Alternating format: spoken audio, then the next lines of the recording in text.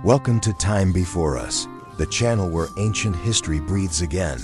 Before time had a name, before the first human breath, there existed a world fierce, forgotten, and alive. Creatures of scale and silence, predators wrapped in feathers, titans that shook the earth, lives erased, bones buried beneath eternity. But they are not lost, they are waiting. This is Time Before Us, where prehistory worlds rise again, and the stories buried in stone finally speak. Chapter 1. The lizard lie. When the very first dinosaur fossils were discovered, no one had the faintest idea what they were looking at. Enormous bones embedded in stone. Teeth the size of kitchen knives. Creatures unlike anything still walking. The Earth, to 19th century scientists, it was like stumbling into a prehistoric crime scene with no witnesses, no suspects, just the bones of a mystery millions of years cold. So what did they do? They looked around at the biggest, scariest animals they did know: reptiles, lizards, crocodiles. That was the framework, the only comparison they had. The name dinosaur itself, coined in 1842 by British paleontologist Richard Owen, literally means terrible lizard. From that moment forward, the mold was set. Dinosaurs were scaled, cold-blooded, lizard-like giants from a bygone age. But here's the problem: that image? It was based more on imagination than evidence. Early reconstructions were guesswork at best, and laughably wrong at worst. Take Iguanodon, one of the first dinosaurs ever named. The original skeleton was incomplete, and scientists mistakenly mounted a conical thumb spike on its nose, like a rhino horn. It stood upright like a kangaroo, a posture we now know was completely inaccurate. But at the time, no one questioned it. Because, well, what else could a giant fossilized reptile be if not a supersized lizard? This foundational error shaped everything that followed. Artists illustrated dinosaurs as low-slung, tail-dragging beasts. Museums built towering statues with elephantine legs and alligator skin. Textbooks described them as sluggish, swamp-dwelling reptiles, more akin to Komodo dragons than anything you'd see flying or chirping outside your window today. And perhaps most influential of all movies, starting with The Lost World in 1925, and later cemented by Jurassic Park in 1993, dinosaurs were shown as roaring monsters with thick, scaly hides. They hissed, they bellowed, and they definitely didn't have feathers. For generations, that image went completely unchallenged by the public. Because why would you doubt it? It looked cool. It felt right. It was everywhere. But paleontology was slowly beginning to whisper a different story. Even in the early 1900s, scientists started to notice oddities. Dinosaurs had light, hollow bones, more like birds than reptiles. Some had three-toed limbs and wishbones, and their posture? Far more dynamic and upright than any cold-blooded lizard. Yet these clues were often brushed aside as coincidences or evolutionary dead ends. The idea of a warm-blooded, active dinosaur? Too radical. The idea that they might have had feathers? Downright heretical. Why was the resistance so strong? Partly, it was tradition. Once a visual standard is set, especially one backed by museums, movies, and a century of artwork, it becomes very hard to dislodge. It's not just a scientific theory anymore. It's a cultural image. And when science threatens that image, people push back, even scientists themselves. Another reason? The fossil record is notoriously incomplete. Feathers, being delicate structures, rarely fossilize. So unless you're extremely lucky, they don't show up. And for decades, we weren't lucky. Most of the fossils we had came from North America and Europe, where preservation conditions weren't ideal for soft tissues. No feathers, no problem, just scales and bone. But in hindsight, the clues were always there. In the 1960s and 70s, a wave of rebellious paleontologists began challenging the old dogma. Most notably, a young scientist named John H. Ostrom. made a startling connection. The skeleton of Deinonychus, a fierce predator with a curved killing claw, looked strikingly bird-like. Not just in its limbs and bones, but in its agility, its likely metabolism, and even its brain. He proposed that maybe, just maybe, birds weren't just related to dinosaurs. They were dinosaurs. This idea, known as the dinosaur-bird hypothesis, was initially treated as fringe science. But it opened the door to a much bigger question. If birds evolved from dinosaurs, then doesn't that mean some dinosaurs had feathers? Still, without direct fossil proof, it remained just a theory. A fascinating one, but a hard sell to the general public, and to many scientists still clinging to the terrible lizard paradigm. All of that would change in the coming decades, because in the dusty hills of northeastern China, hidden beneath layers of volcanic ash, were fossils waiting to be found. Fossils that didn't just hint at feathers. They preserved them, but we'll get to that soon. The truth is, the image of the scaly, cold-blooded dinosaur was never a fact. It was a guess. A deeply embedded one, backed by inertia and repetition, not data. And it took generations of careful, painful unlearning to begin seeing what was really there all along. So the next time someone tells you dinosaurs were giant lizards, you'll know the truth. They weren't. They were something far more fascinating. And the real story? It's just beginning. Chapter 2. Feathers in stone. For years, paleontologists stared at stone and tried to imagine flesh. They could see the bones, sometimes beautiful, sometimes broken, but everything else had to be guessed. What color was the skin? Did it have lips, scales, spikes, feathers? All of that, left to the artist's brush and the scientist's hunch. But every once in a while, nature gives us a miracle. A fossil so exquisitely preserved, it shows not just the skeleton, but the soft stuff, the textures, the outlines, the imprints that don't normally survive deep time. These are called exceptional fossils, and they're rare beyond words. Yet they are the very things that shattered the illusion of the scaly dinosaur. The first real crack in the lizard-like armor came in the form of a single, strange fossil unearthed in Germany in the 1860s. Its name? Archaeopteryx.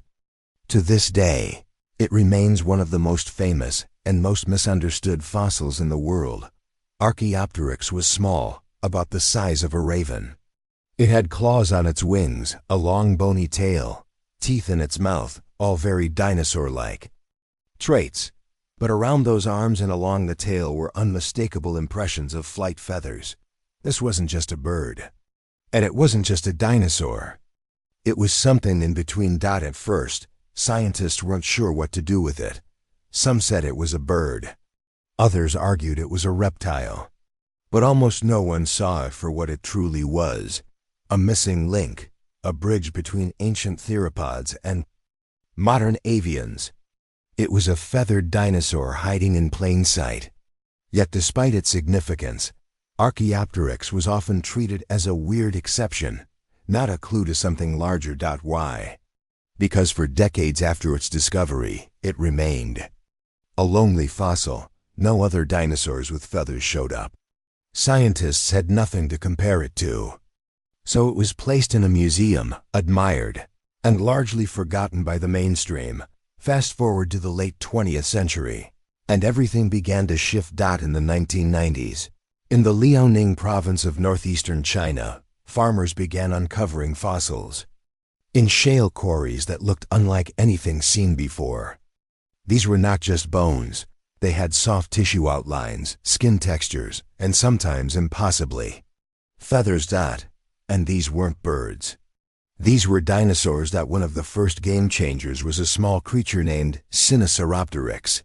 When its fossil was first examined in 1996, it showed a halo of delicate filaments surrounding the skeleton, a kind of fuzzy down, primitive feathers. It was the first non-avian dinosaur ever found with confirmed feather-like structures. And it opened the floodgates. Sinosauropteryx was a comet. The meteor was coming. Over the next few years, More and more species were pulled from the rocks. Caudipteryx with full fan-like tail feathers. Protarchaeoptery with symmetrical wing feathers. Epiasaurus, Microraptor, and eventually Utaranus. A massive predator with filamentous feathers running down its body like a prehistoric lion's mane. These were no longer isolated accidents. This was a pattern, one that could no longer be ignored. But not everyone welcomed the change. Some scientists initially argued that the filaments weren't feathers at all. Maybe they were just decayed collagen fibers or skin impressions. But under microscopic analysis, the structures were found to have the same branching patterns as modern feathers. Some even preserved melanosomes, the pigment cells that give feathers their color. That's right. Not only could we see the feathers, we could tell what color they were. It was no longer a theory. It was fossilized fact. Still, many people, including influential scientists, filmmakers, and museum curators, hesitated.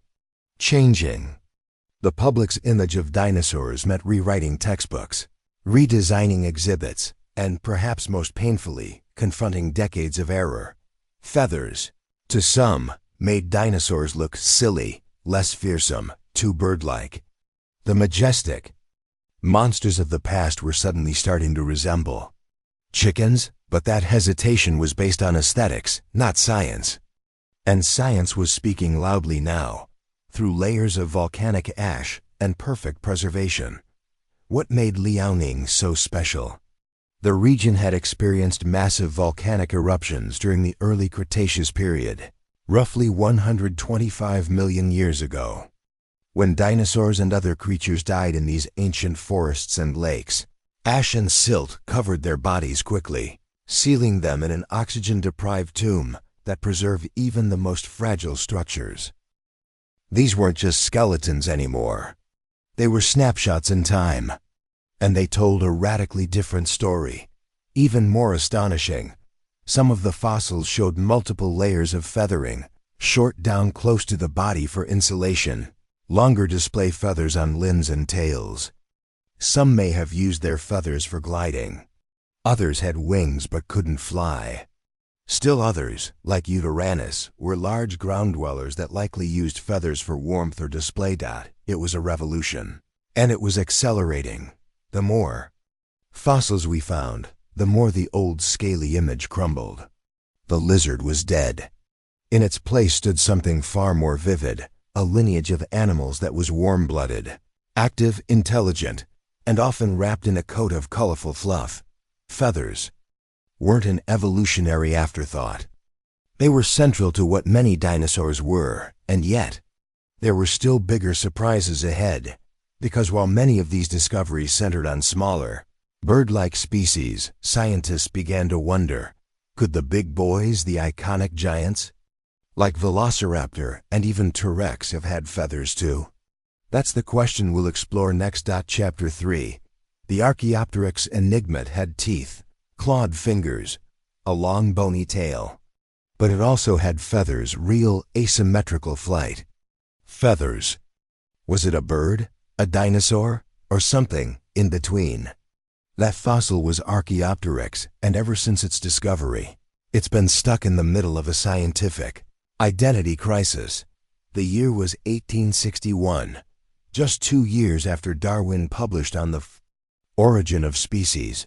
A fossil turned up in the limestone quarries of Solnhofen, Germany, a region known for preserving delicate creatures like jellyfish and dragonflies in stunning detail. But this one was different. It was reptilian and avian all at once, and it blew minds. Archaeopteryx wasn't just a new species. It was a potential missing link, a tangible stone-cast bridge between birds and reptiles. For scientists in the 19th century, it was like looking at evolution in action, frozen mid-step. It had feathered wings, yes, but also teeth in its beak, clawed fingers extending from its wings. A long-tail vertebrae, not the stubby pygostyle found in modern birds. It walked on 2 legs, just like a small theropod dinosaur. And it didn't have a breastbone strong enough for powerful flapping flight, suggesting it was gliding, or maybe a poor flyer at best. This combination was baffling. Darwin's supporters embraced it as evolutionary gold, but others weren't ready. Some scientists couldn't accept the idea of one group of animals transforming into another. Evolution was still highly controversial, and Archaeopteryx became a pawn in that larger debate. So what did people do? They classified it as a bird. End of story. For decades, it sat neatly in the avian section of museums, treated as the first bird, the spark that lit the evolutionary fuse. But that neat little label began to unravel as more theropod dinosaurs were discovered, especially those with increasingly bird-like traits. Here's where things get interesting. In the 1970s and 80s, paleontologists began noticing a growing number of similarities between theropods, especially dromaeosaurs, and birds. Hollow bones, three-toed limbs, wishbones, air sacs, lungs structured for high-efficiency breathing, even nesting behaviors. By the time we entered the 1990s and beyond, feathered dinosaurs started appearing in the fossil record, and they weren't birds. That meant feathers came before birds, which meant that Archaeopteryx, yeah, it wasn't so much the first bird as it was just one of many feathered dinosaurs. So where does that leave it? Today, most scientists believe Archaeopteryx sits somewhere in a gray zone, a transitional form, possibly not even a direct ancestor of modern birds, but a close cousin. It's like a snapshot of evolution experimenting with flight, not quite there, but trying. It's worth noting that more than a dozen Archaeopteryx specimens have been discovered over the years, some better preserved than others. One of them, found in 2011 and nicknamed the Thermopolis specimen, helped clarify a critical detail. The fossil showed that Archaeopteryx had flight feathers on its legs, forming what's been called a four-winged body plan, similar to Microraptor, another feathered dinosaur from China. So if this creature had feathers on its arms and legs, but couldn't quite fly like a bird, what was it doing? Many scientists think it was a glider, leaping from tree to tree using those feathery limbs to slow its fall or steer like a parachute. Others argue it could flap weakly and fly short distances. But either way, it was clear. Flight didn't emerge suddenly. It evolved gradually through stages, from fuzzy insulation to display feathers, to gliding to controlled flapping flight. And Archaeopteryx? It was caught right in the middle of that progression. The problem is, it was also caught in the middle of public perception, because for over 100 years, it was used as the textbook example of bird evolution, the single bridge between two worlds. But the truth is, evolution is rarely a neat line. It's a messy branching tree. Archaeopteryx wasn't the only feathered dinosaur trying to take to the skies. It was part of a whole diverse ecosystem of early avian-like dinosaurs. And while it still holds its place as a critical discovery, it's no longer the first or the only example of this transition. In fact, many newer fossils from China and Mongolia show even more advanced features than Archaeopteryx, making it less of a blueprint and more of a fascinating evolutionary experiment. Still, there's something magical about that first specimen. Too. See a stone slab over 150 million years old, with those delicate flight feathers perfectly outlined in limestone. It's like holding a fossilized whisper. A moment when dinosaurs were dreaming of the sky. And maybe what's most poetic about it all is this. The reason Archaeopteryx was preserved so beautifully is because it died in just the right kind of place. Solnhofen was once a series of shallow lagoons surrounded by coral reefs. The waters were salty, stagnant, and low in oxygen, perfect for keeping scavengers and bacteria at bay. When Archaeopteryx died and sank into that sediment, the fine-grained mud locked in every contour, every barb on every feather. Nature handed us a time capsule. And for more than a century, we didn't quite know what we had. Today we do. Archaeopteryx wasn't a bird. It wasn't a dinosaur. It was both. And in that dual identity lies the secret to understanding how the age of dinosaurs never truly ended. It just took flight. Chapter 4. The Chinese Revolution. Sometimes, history isn't rewritten by a single discovery, but by an avalanche. And when it comes to the truth about feathered dinosaurs, that avalanche came roaring out of the hills of northeastern China. Welcome to Liaoning Province, a stretch of rugged land where sleepy towns once mined slate and stone and accidentally cracked open the doorway to an ancient lost world. In the 1990s, this unassuming region became the stage for one of the most dramatic scientific revolutions in modern times. And the catalyst? A burst of fossils so spectacular, so exquisitely preserved, that they didn't just nudge science forward. They forced it to change direction. These fossils didn't just suggest that dinosaurs had feathers. They proved it over and over again, in stone after stone, slab after slab. It was undeniable. And for some in the scientific world, it was also uncomfortable. Let's rewind. In the early 90s, local farmers in Liaoning were quarrying thin sheets of shale, perfect for building tiles, tables, or sidewalks. Nothing special. Until someone split open a rock and found something astonishing. A skeleton of a small animal, surrounded by delicate feather-like imprints. At first, it was assumed to be a bird. But then came the teeth, the long tail, the claws. These weren't avian features. This was something older. Something different. This was a dinosaur. And it wasn't an isolated find. Soon, more fossils turned up, dozens, then hundreds, many of them showing not just bones, but soft tissues, skin, feathers, even gut contents. The fine-grained volcanic ash had preserved the details with photographic precision, capturing a world long lost to time.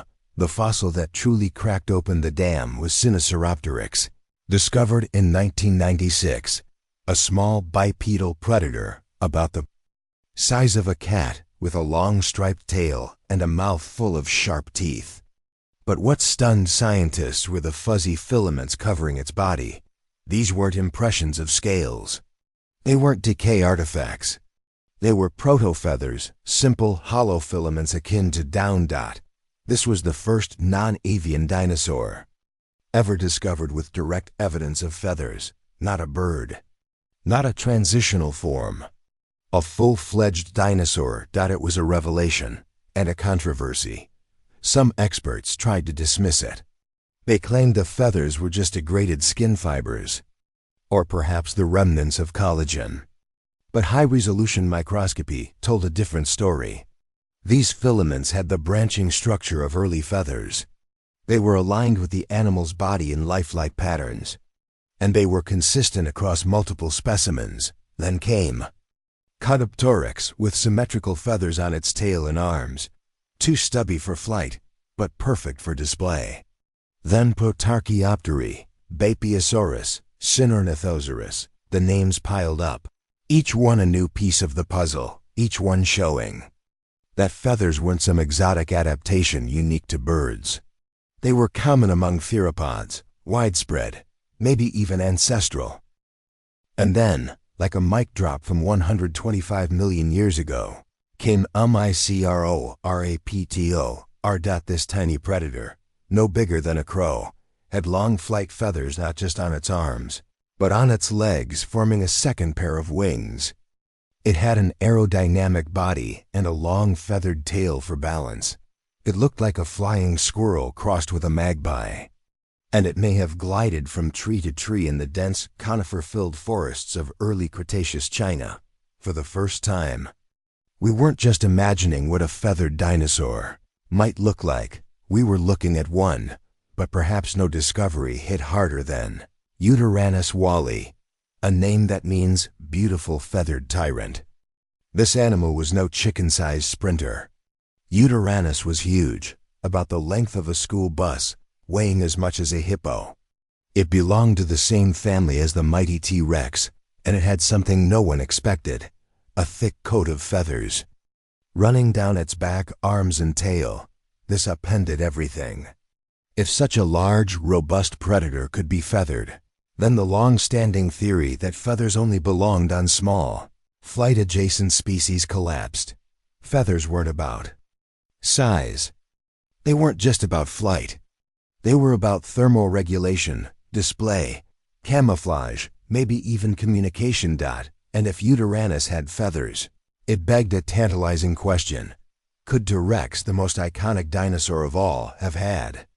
Then too, we'll get to that in a later chapter.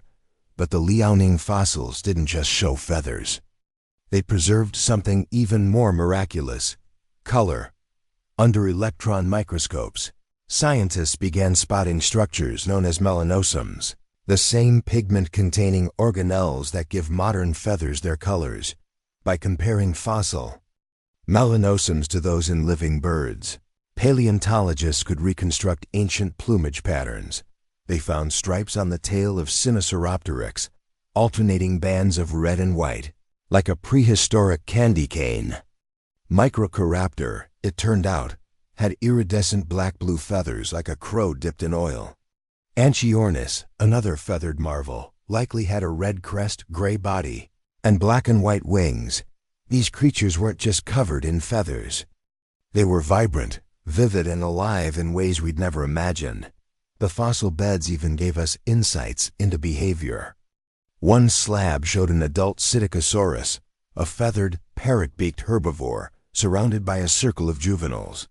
It may have been a parent protecting its young. Another fossil captured a dinosaur mid-sprint, its leg tendons frozen in action.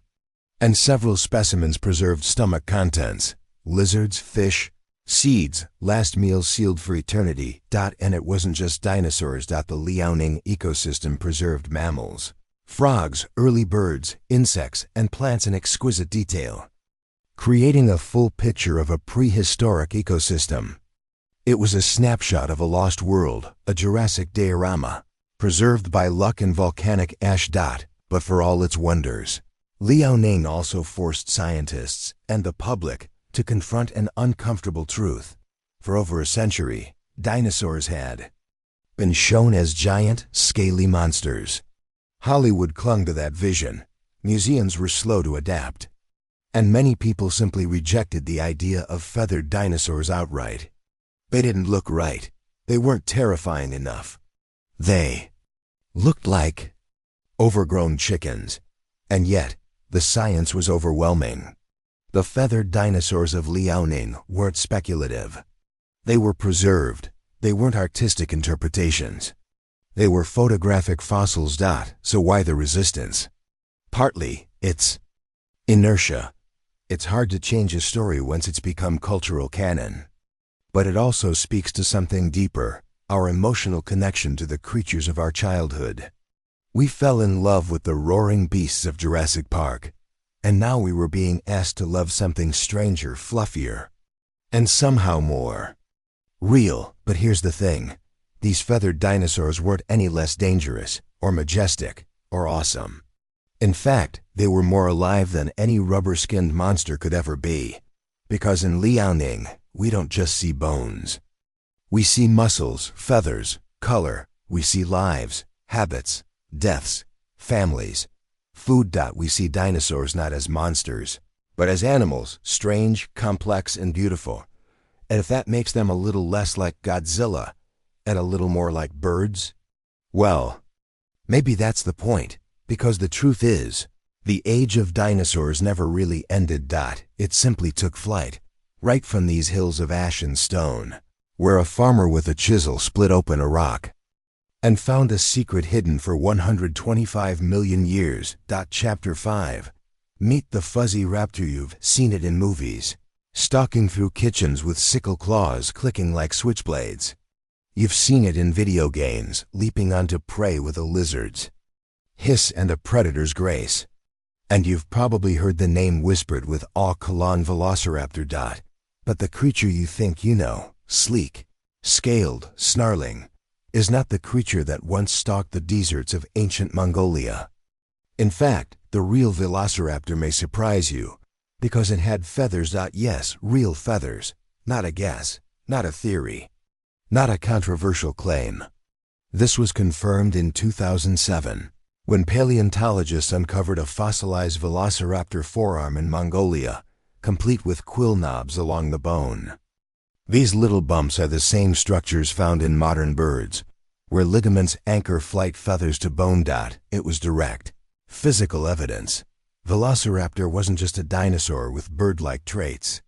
It was a feathered animal, and just like that, the world's most iconic lizard raptor needed a makeover. But let's back up for a moment. Velociraptor was first discovered in 1923 during an American expedition to the Gobi Desert, a region rich in fossils but brutal in climate.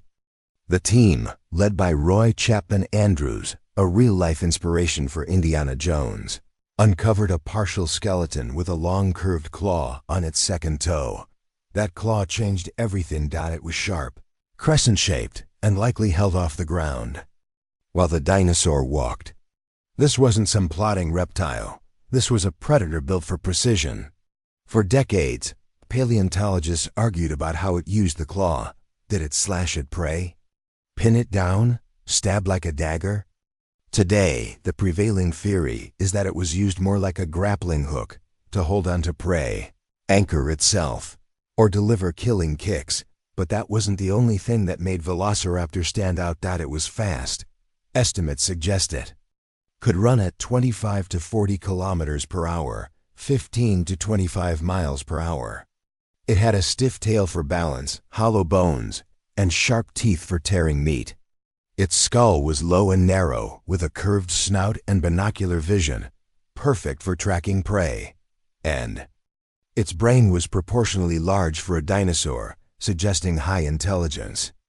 Not human level, of course, but enough for pack hunting, coordination, or complex behavior. In short, it was deadly, agile, and smart.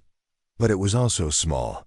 The real Velociraptor was only about 6 feet long, stood just under 2 feet tall at the hip, and weighed around 30 pounds, about the size of a large turkey or medium dog.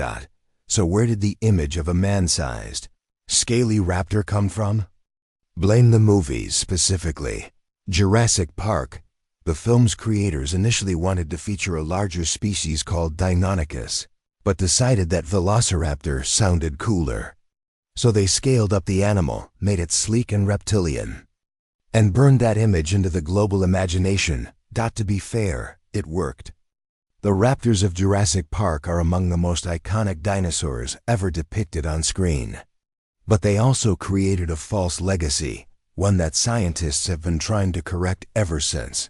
Because the real Velociraptor, as we now know from multiple fossil finds, was feathered. Those feathers weren't ornamental guesses. They were as real as the claws and teeth. In addition to the 2007 quill knob discovery, Velociraptor also shared countless features with birds: a wishbone, furcula, 3-fingered hands, hollow bones, air sacs, and a posture that leaned forward, balanced by a stiff tail. It was, in every meaningful way, a ground-dwelling bird-like predator, more closely related to hawks than to lizards. So, what were those feathers for?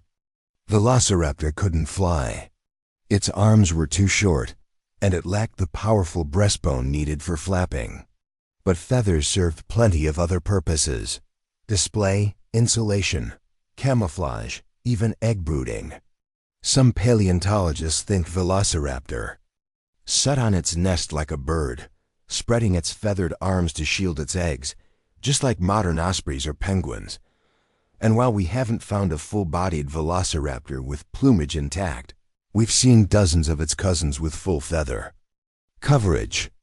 Close relatives like genuine long, Sinornithosaurus, and Daguerreotarctor show beautifully preserved feathers across their arms, tails, and backs. These species were all dromaeosaurs, the same family as Velociraptor, and they point to a feathered ancestry that runs deep. So it's no longer a question of if Velociraptor had feathers. It's a question of how many and what kind. And here's where things get fun, because as more fossils emerge, a new image is taking shape, one that's even more fascinating than the scaly monster of Hollywood. Picture a sleek, agile predator. Its body covered in fine plumage with longer display feathers on its forearms and tail. Its face is narrow, beak-like in profile, with sharp teeth inside a mouth that's more bird than beast. Its eyes are forward-facing, alert, calculating. Its feet end in curved talons, tools of death honed by millions of years of evolution. It darts through undergrowth, stalking lizards or small mammals. It uses its feathers to regulate heat on chilly mornings and to signal dominance or courtship in mating season. It nests in shallow scrapes, guarding its eggs with parental care. It's alien, but it's familiar, it's beautiful. But dangerous. It's not the monster we imagined. It's something better. A real living animal that once hunted in the shadows of the Cretaceous. And maybe the most incredible thing. It left descendants. Velociraptor's family didn't end in extinction. It evolved, adapted, shrunk, lost its teeth, gained beaks. Eventually, its line soared into the sky, becoming the birds we see today. That robin on your fence? That hawk circling overhead? That pigeon strutting through a subway station? They're not just birds. They're the last living raptors. The raptor lineage never really vanished. It just transformed, leaving behind fossils like breadcrumbs waiting for us to notice. So yes, it's time to let go of the outdated image. The scaly, oversized velociraptor may have ruled the screen, but the real one ruled the Cretaceous in a very different way. It was fast, cunning, feathered, and far more interesting than fiction. And it's just one example of how our image of dinosaurs is still evolving. Because feathers weren't just on raptors, they may have covered giants, and that brings us to a truly jaw-dropping possibility, one that forces us to re-examine the king of dinosaurs himself. Chapter 6, the T-Rex feather debate. I've seen the image a million times, a towering beast, yellow eyes, knife-sized teeth, scaly, muscular, terrifying, the king.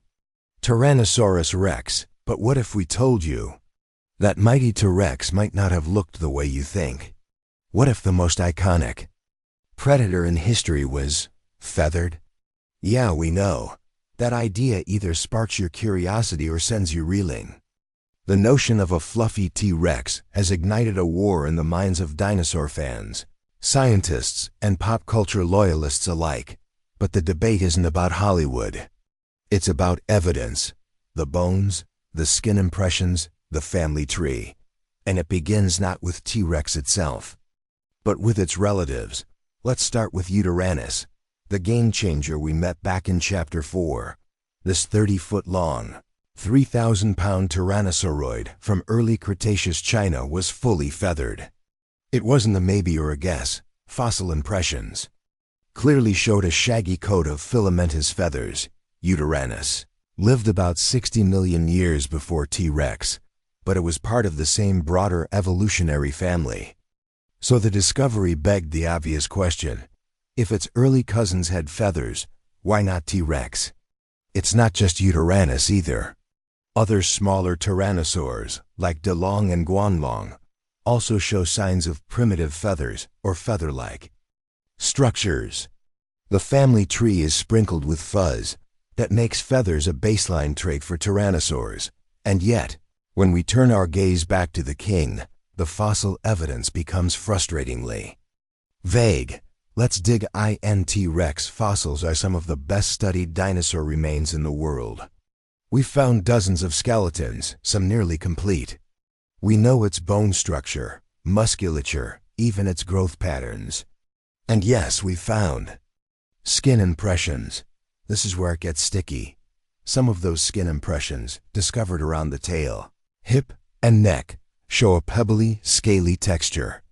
Think alligator skin, not feathers.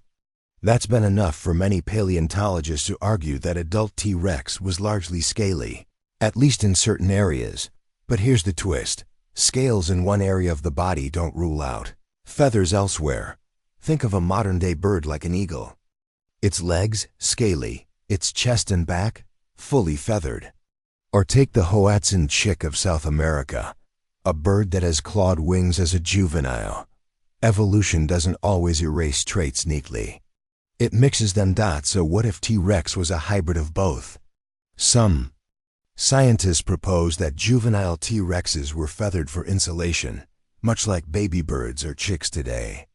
As they grew, and their bodies became massive, they may have lost feathers in favor of scales, which are better for heat shedding. After all, large animals have a harder time staying cool. Think of elephants or rhinos, thick-skinned, but hairless. Others suggest that T-Rex might have had patches of feathers, maybe along the spine, the arms, or the tail.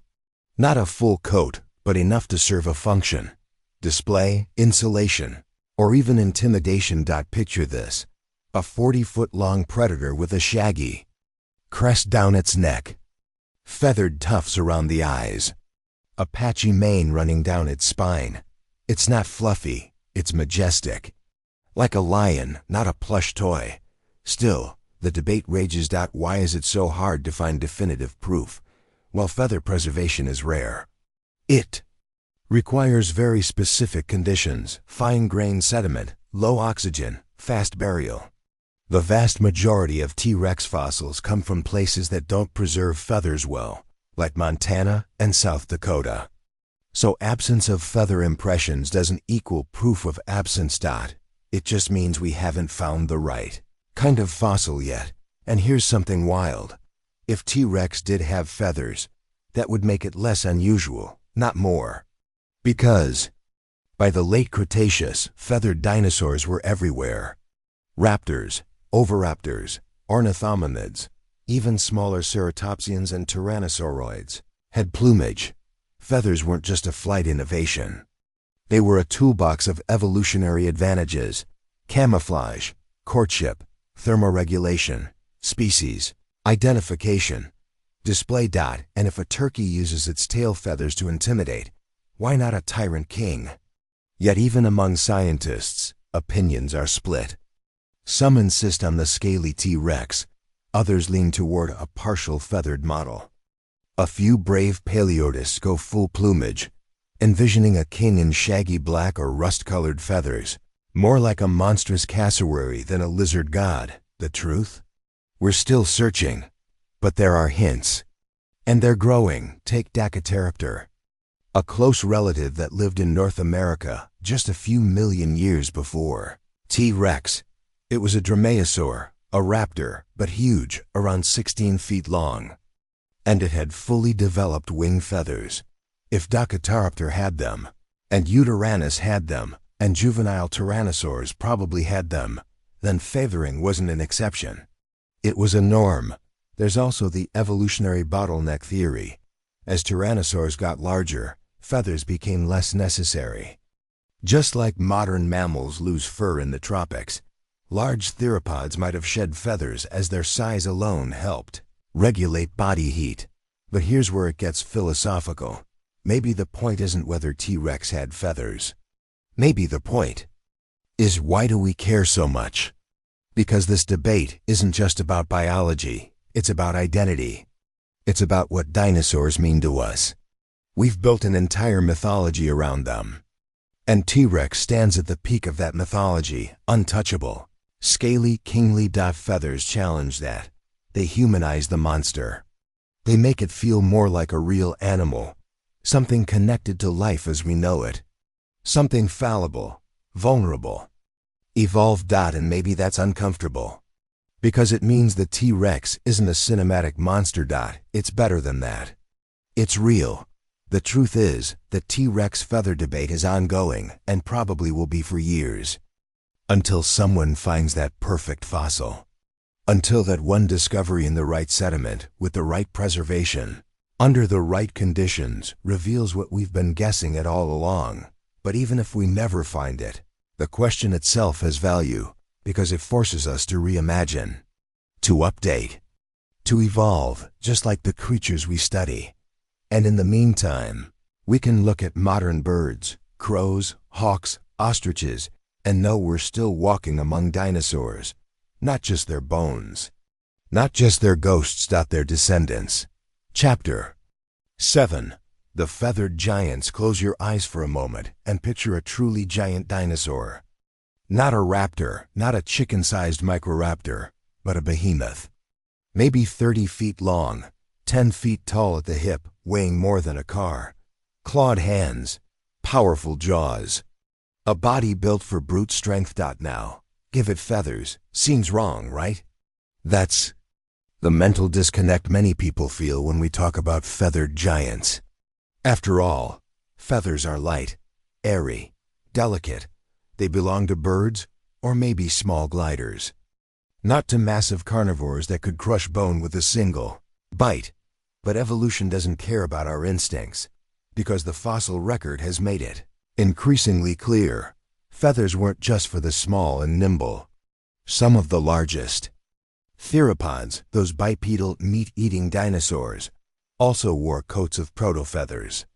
Not because they needed to fly, but because feathers were doing something else entirely. Let's go back to our star player, Yutyrannus wally. We've mentioned it before, but it's worth emphasizing again just how revolutionary this animal was.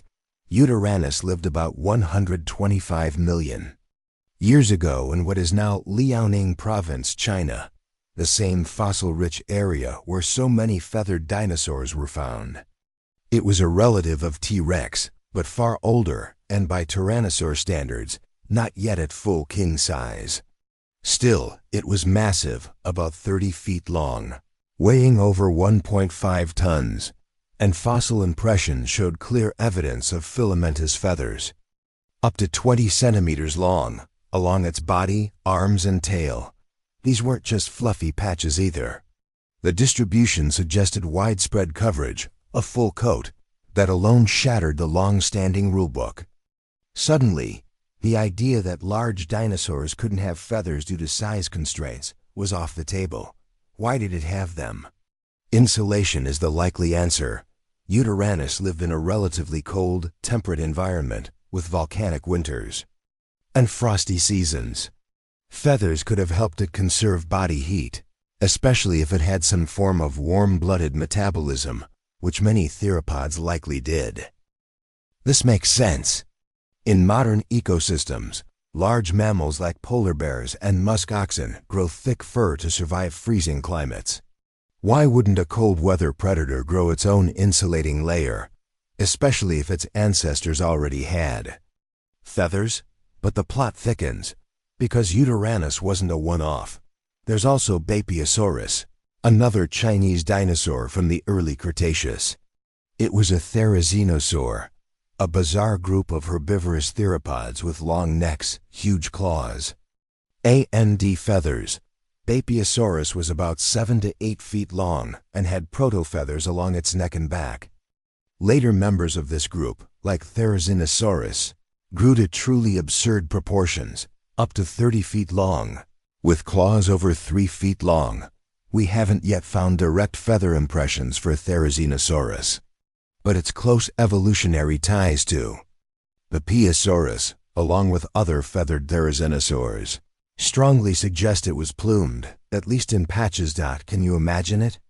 A towering pot-bellied dinosaur with scythe-like claws, covered in shaggy feathers like some nightmarish muppet? That image is more accurate than you think. Then there's Dinosaurs, another member of the Weirdo Club.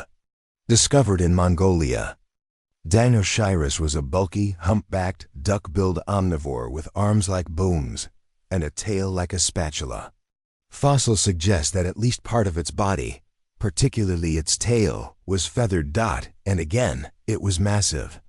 Over 30 feet long, and weighing more than 6 tons. So much for feathers being reserved for the delicate. Now, to be fair, these weren't the aerodynamic feathers you'd find on modern birds. They weren't optimized for flight. Many were simple filaments, protofeathers, the evolutionary precursors to the structured veins we associate with modern wings. They wouldn't let these giants soar, but they could serve other purposes. Like what? Let's break it down. 1. Thermoregulation. The most obvious reason for feathers in large dinosaurs is insulation. Especially in colder climates, a coat of filaments could trap warm air close to the body, like a down jacket. This may have been crucial for dinosaurs with fast metabolisms or active lifestyles. 2. Display feathers are one of nature's flashiest accessories. Peacocks, birds of paradise, turkeys. In the prehistoric world, feathers could have been used to intimidate rivals, attract mates, or signal dominance. The dinosaur version of a lion's mane or a stag's antlers. And remember, many of these giants weren't carnivores. They were omnivores or herbivores. Feathers may have been a way to bluff their way through confrontation, to look bigger, scarier, or more attractive than they really were. 3. Camouflaged and underestimate the power of blending in. A feathered coat could help a large animal disappear into the shadows, especially in forested environments. Patterned plumage might have broken up their outline, making them harder to spot from a distance. 4. Protection feathers can protect against the elements: rain, snow, sunburn, even injury. Some modern birds grow bristle-like feathers to shield their eyes from debris or insects. A shaggy tail or crest could offer some defense in a tussle or during courtship battles. So the question isn't, why would a giant dinosaur have feathers? It's, why wouldn't it? The answer lies in our bias. We've been conditioned to see feathers as delicate, as bird things, as incompatible with brute strength. But evolution doesn't work that way. It retools traits for new jobs. Feathers didn't evolve for flight. They were exapted, borrowed and repurposed from earlier structures, probably used first for insulation or display. Once you embrace that, the whole idea of a feathered giant stops sounding strange and starts making perfect sense. That said, not all giant dinosaurs had feathers. So far, no feather impressions have been found in the truly enormous sauropods, the long-necked, long-tailed plant eaters like Brachiosaurus or Argentinosaurus. Their skin impressions show scales, and due to their sheer size, they may not have needed insulation at all. Think of elephants, so massive that overheating is more of a problem than staying warm. But in theropods, the evidence continues to grow. So if feathers didn't fly, they still spread, and they touched animals of all sizes from 2-pound gliders to 2-ton tyrants. That realization doesn't just rewrite the visuals of the past, but it reshapes the rules. Because it means dinosaurs weren't just scaly beasts. They were warm-blooded, colorful, dynamic animals with complex behaviors and bizarre adaptations, far more varied than we ever imagined. And maybe, just maybe, we haven't even scratched the surface yet. Because what happens when we stop assuming and start looking? Chapter 8. Flight before birds. Most of us grow up learning a tidy little story. Dinosaurs ruled the earth. Then they died, and then somehow birds took to the skies. But what if that's not quite how it happened? What if flight didn't evolve with birds at all, but long before them? What if there were dinosaurs gliding through prehistoric forests, millions of years before the first true bird ever flapped a wing? This is the overlooked beginning of flight, not a moment, but a messy, chaotic process of trial and error. A time when feathers weren't for flying, but for insulation, for display. And maybe, eventually, for catching air. To understand this story, we need to revisit a creature often hailed as the first bird, Archaeopteryx, discovered in the 1860s. In the limestone quarries of Germany, Archaeopteryx looked like the perfect evolutionary bridge, part bird, part reptile. It had teeth, clawed fingers, a long bony tail, but also flight feathers and a wishbone. A mosaic of past and future. For over a century, Archaeopteryx was the gold standard of avian evolution. The moment dinosaurs became birds, but that picture has cracked. Why? Because in the last 3 decades, paleontologists have unearthed dozens of other feathered dinosaurs, and some of them are even older than Archaeopteryx. And some of them could fly, or at least glide. That changes everything. Let's start with Micror, A PTOR. This little dinosaur, barely the size of a crow, was discovered in Liaoning, China, the same fossil bed that gave us Utaranus and Sinosauropteryx. But Microraptor was something truly special. It had feathers on its arms, legs, and tail. Long, stiff-veined feathers, the kind you see on modern birds. And it didn't just have wings, it had 4 of them. Scientists call it a tetrapteryx, a 4-winged animal. It's one of the best examples of a dinosaur experimenting with aerial mobility long before birds hit the scene. Did it flap? Probably not well. But it could glide, maybe even steer through the trees like a flying squirrel or a modern Draco lizard. And here's the kicker. Microraptor is older than Archaeopteryx, which means that the evolution of flight didn't start with birds. It started with non-avian dinosaurs. And Microraptor wasn't alone. There was Anchiornis, with long leg feathers and a streamlined body. And Yiki, perhaps the weirdest of them all. Yiki belonged to a group of small, strange dinosaurs called Scansoriopterigids. It had membranous wings stretched between elongated fingers. Think bat wings. But on a dinosaur. Its name literally means strange wing. Because it was feathers? Check. A body plan made for climbing trees? Check. And this weird arm membrane that looks more like a sugar glider or pterosaur than a bird? Double check. Yiki may not have been a successful flyer. Its wing structure was clumsy and inefficient. But that's exactly the point. It was part of nature's grand experiment. Flight didn't emerge in a straight line. It came from failures, from dozens of weird species testing out different methods of catching air. Membranes, feathers long. Tails, short tails, claws, kicks, glides. What worked stuck. What didn't? Extinct. And that's how evolution operates. Through trial and error. Through branches, not ladders. Imagine it. A late Jurassic forest, 160 million years ago. It's evening. The sun casts golden light through conifers. Somewhere in the canopy, a small feathered creature claws its way up a branch. It tenses, spreads. Its limbs, 4 feathered surfaces shimmering in the low light, and leaps. It doesn't flap. Not yet, but it glides, catching the air, steering toward the next tree, just long enough to evade predators and make it through the night. That's not a bird. That's a dinosaur. This idea that flight predates birds is reshaping the way scientists view the very definition of bird. If creatures like Microraptor and Anchiornis could glide or partially flap and lived before Archaeopteryx, then maybe the origin of birds is less about a single moment and more about a spectrum.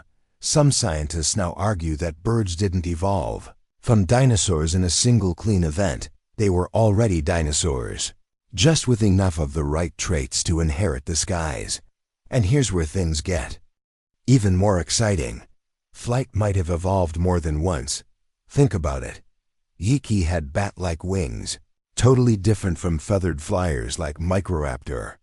What if multiple dinosaur lineages were experimenting with aerial lifestyles independently? We already know that other animals develop flight separately. Pterosaurs, bats, insects, birds. Why not multiple dinosaur groups trying the same? This opens up a wild, chaotic, creative picture of prehistoric skies, filled not with birds, but with an army of feathered dino gliders, each with different adaptations, different styles, different rules. Some would have been awkward, others graceful. All of them strange. So what does this mean for our understanding of birds? Well, it means that birds are just one result of a long evolutionary game. The successful one. They're the lineage that got it right, that streamlined their feathers, evolved stronger chests for flight muscles, lost their tails, fused their hands, hollowed their bones, and ultimately conquered the air. But they weren't the only ones to try. There were other flyers. Earlier ones. Stranger ones. And they left behind hints in stone. Flight feathers on the legs, quill knobs on arms, tails like rudders. and weird wrist bones designed to twist and tilt in midair. So when we say, birds evolved from dinosaurs, that's true, but it's only part of the story. The bigger truth is this: flight evolved within dinosaurs. And birds are just the branch that never broke. So next time you see a pigeon hop off a curb and flutter into the air, don't think of it as a modern marvel. Think of it as the last survivor of an ancient revolution, one that began with gliders, crashers, climbers, and dreamers who launched themselves into the wind long before the first beak ever cracked an egg, because flight didn't begin with birds. It began with dinosaurs who dared to fall and learn to soar. Chapter 9. The bird within you. Hear it every day, in the chirping outside your window, in the whoosh of wings overhead, in the dawn chorus that breaks the silence of morning. Birdsong. It's comforting, it's familiar, it's normal. But what if every chirp, every flutter, every puffed out feather was a whisper from the prehistoric past? What if that robin on your fence wasn't just a bird, but a living, breathing dinosaur? This isn't poetic metaphor. This is biological reality. Birds are dinosaurs, not descended from them, not cousins to them, not like them. They are. Then let's unpack that. Because this is the chapter where science flips your expectations, where the line between past and present vanishes. First, the basics. Birds belong to a group called aves. This group is nestled deep within a larger branch of the dinosaur family tree, the theropods.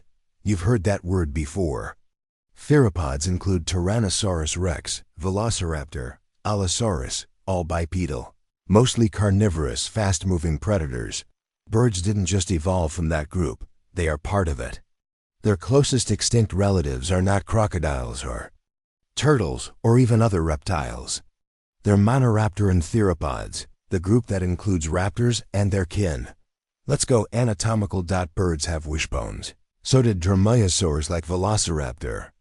Birds have hollow bones, a feature common among theropods. Birds have 3 forward-pointing toes and a reversed hallux, the perching toe, again, mirrored in many small dinosaurs.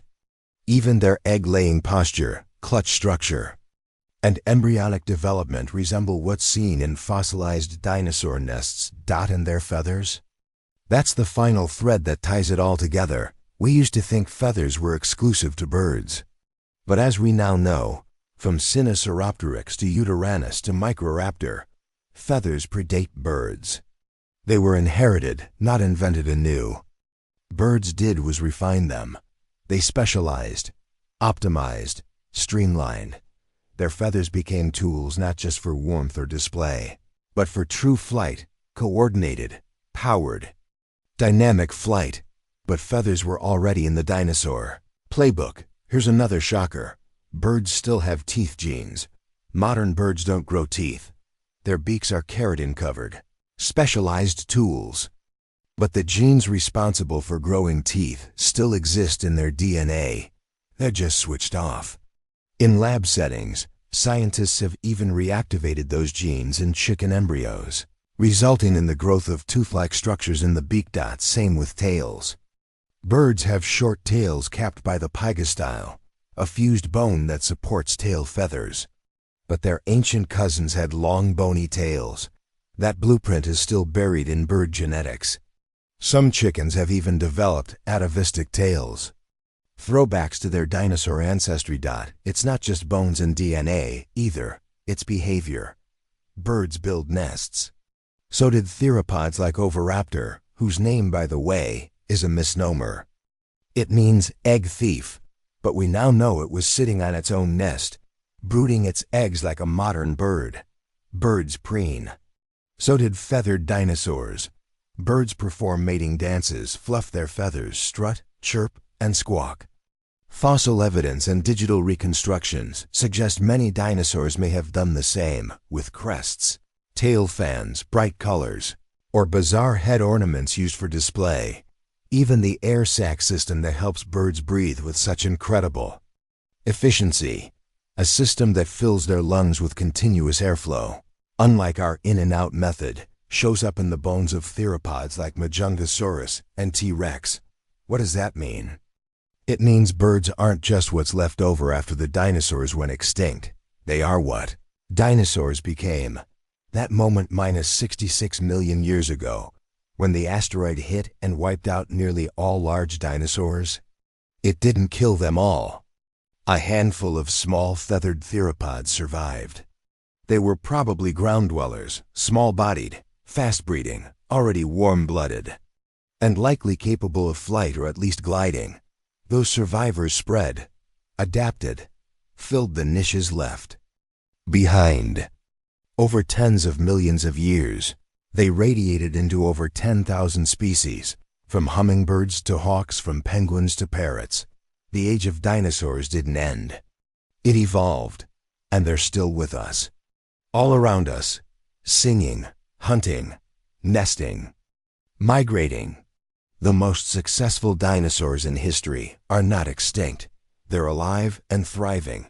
This realization reframes everything. When we look at a bird now, we're not just seeing a bird. We're seeing a window into the Mesozoic, a modern heron with its long neck and piercing stare, echoes of a velociraptor's hunting style, a secretary bird stomping snakes on the African plains. Picture a two-legged predator doing the same 100 million years ago. Even chickens, yes, chickens, are walking bundles of ancient traits. Look closely and you'll see claws on their feet, dinosaur-style hips, and beady eyes that wouldn't be out of place in a prehistoric jungle. And when you see a bird spread its wings and take off into the air, you're witnessing a survivor's tale, a creature that dodged extinction by changing shape, size, and strategy, by turning tools once used for insulation into keys for flight. Feathers, art decorations. They're a fossilized memory dot, so the next time someone asks, "What happened to the dinosaurs?" smile and point to the sky. They didn't vanish. They're still here. Chapter 10. The dinosaur in your backyard. Let's take a step back from the Mesozoic jungles. No volcanoes. No giant predators. No primeval forest or asteroid impacts. Just now. Today, you're sipping coffee on your porch. The sun's rising. Maybe you hear a robin sing, or watch a pigeon peck at crumbs. Maybe a blue jay flashes past your window. Just another ordinary day. But here's the truth. You are surrounded by dinosaurs, and not in a metaphorical way. Not in the "they're kind of like dinosaurs" sense. In a literal, evolutionary, flesh and bone way. Those birds in your backyard are dinosaurs. Let that sink in. That sparrow on your fence? Its ancestors hunted lizards with sickle claws. That crow picking through garbage? Its bloodline survived. A planet-killing asteroid? That woodpecker hammering on a tree? It's part of a lineage that once roamed alongside T-Rex. And if that doesn't blow your mind, nothing will. The idea that birds are dinosaurs isn't just a fun scientific twist. It changes the way we see the world. It collapses 66 million years of history into a single moment, this one. Right now. It means dinosaurs never really went extinct. They just got smaller, lighter, quicker. They shed their teeth and grew beaks. They traded claws for talons, arms for wings. They adapted. And they won. Because today, there are over 10,000 species of birds on Earth. That's more than all known species of mammals, reptiles, and amphibians combined. They live on every continent, from the driest deserts to the frozen poles. They soar over mountains, dive under oceans, sprint across savannas. They do things no other animal can, and they're doing it with the DNA of a dinosaur.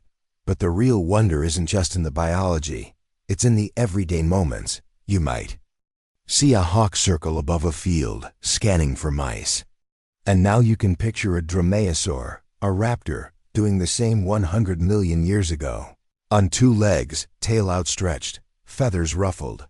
You might see a puffin waddling over rocks, wings tucked, beak aglow. And you can imagine a small feathered dinosaur nesting near a stream, watching over its young. You might see a hummingbird, a shimmering blur of wings and color, and realize you're witnessing a living fossil, a glimpse of evolution's most elegant invention in motion. Even the lowly pigeon, hated by city dwellers, is an evolutionary miracle. It can navigate thousands of miles. It has magnetic field sensors in its brain. It descended from rock doves that may themselves have carried echoes of creatures that once outwitted raptors and troodonts in ancient forests. The connections are everywhere, hidden in plain sight. And it gets better, because we're not just discovering the dinosaur bird link in museums or fossil beds anymore. We're seeing it in behavior, genetics, even modern technology. Birds are becoming models for drone design, for efficient movement, for complex vocalization patterns. Their brains, once thought to be primitive, are now known to rival primates in problem-solving and memory. Some birds can use tools, recognize themselves in mirrors, understand abstract concepts, and communicate in complex social systems. So yes, the descendants of dinosaurs aren't just alive. They're brilliant. And that opens the door to an even bigger realization. Maybe the age of dinosaurs never ended. Maybe we're living in it right now. We just call it the age of birds. But there's a more personal angle to this too. Because once you see birds as dinosaurs, not just connected to them, but as them, the world shifts a little. Your garden isn't just a patch of grass. It's a place where the most resilient creatures in Earth's history are still thriving. Every time a starling chirps, or a raven watches from a branch, or a duck waddles past with her ducklings, you're seeing the survivors of a cataclysmic event, the asteroid that ended the world for nearly all dinosaurs, but not for these few species, feathered, adaptable, quick, held on. They made it, and they became what we now call birds. They remind us that extinction is not always the end, and that survival doesn't mean staying the same. It means changing, often radically, to meet the moment. It means being smart enough, small enough, fast enough, or just plain lucky enough to carry your ancestors' legacy forward. It means finding a way to keep flying, even when the sky itself seems to fall. And if that's not inspiring, what is? So the next time you hear the rustle of wings in the trees, or the call of a crow across a parking lot, take a second, pause, look closer, because that's not just a bird, that's a dinosaur. And it made it. Chapter 11. The color of dinosaurs. Try to imagine a dinosaur. Not the default brown, gray, green version from old textbooks, but a real, living animal. What color was it? That simple question puzzled scientists for decades. For most of history, dinosaur color was pure speculation. Artistic guesses ranged from swampy greens to dusty browns. Some daring paleotists even splashed bright red or blue onto their reconstructions. But the truth? We just didn't know until we did. Because in the early 2000s, something quietly revolutionary happened in paleontology. Scientists discovered that dinosaur color could actually be preserved, not the pigments themselves, but the structures.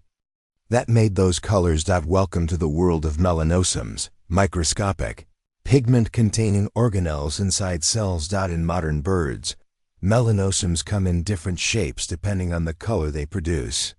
Long and skinny melanosums are usually associated with black or gray tones. Rounder ones correlate with reddish or brownish hues. Iridescent colors? Those are produced by layered arrangements of melanosums that reflect light, much like in peacocks or hummingbirds. And here's the kicker. These melanosums can fossilize. So, when paleontologists began re-examining fossilized feathers from feathered dinosaurs, especially those from China's Liaoning province, they weren't just looking at impressions.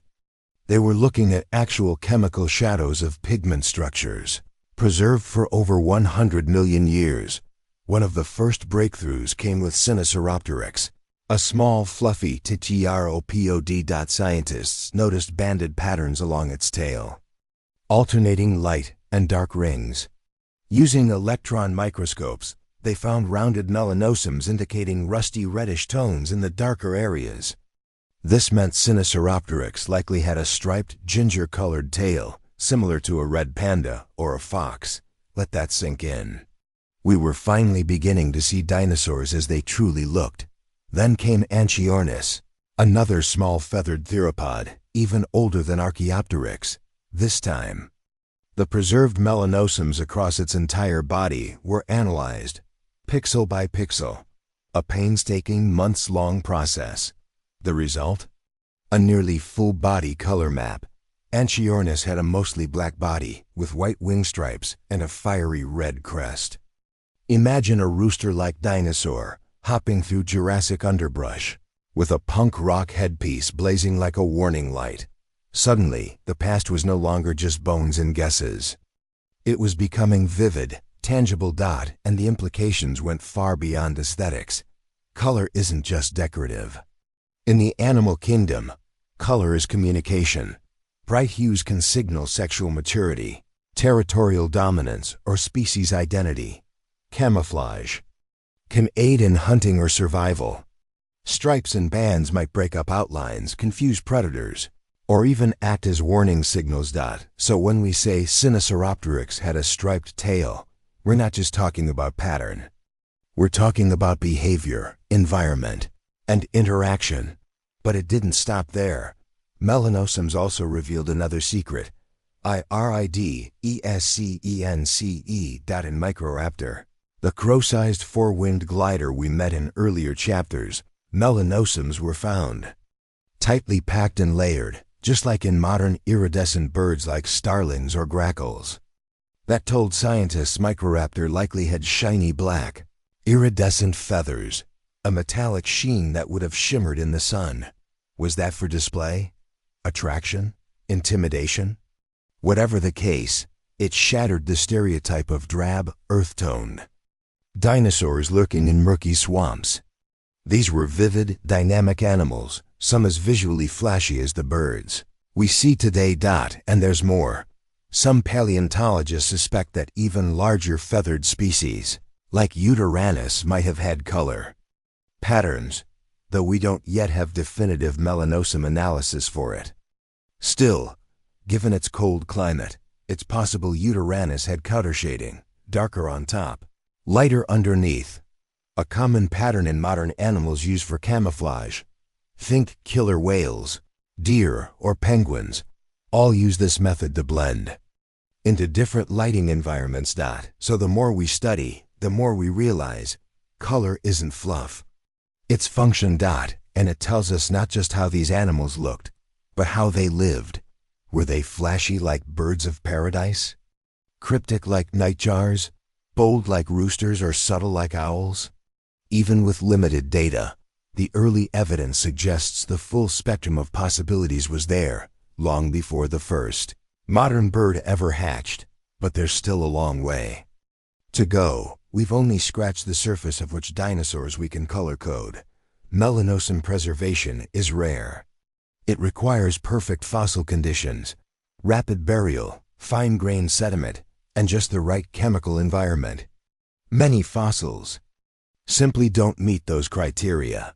And even when melanosomes are preserved, reconstructing the full palette is tricky. Different colors can be produced by similar melanosomes.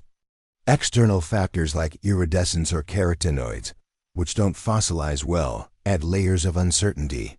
Still, with every new fossil, the picture sharpens. Each discovery adds a stroke of color to the dinosaur canvas. And someday, maybe soon, we'll be able to look at a fossil and not just say, this is what it looked like, but this is what it really looked like.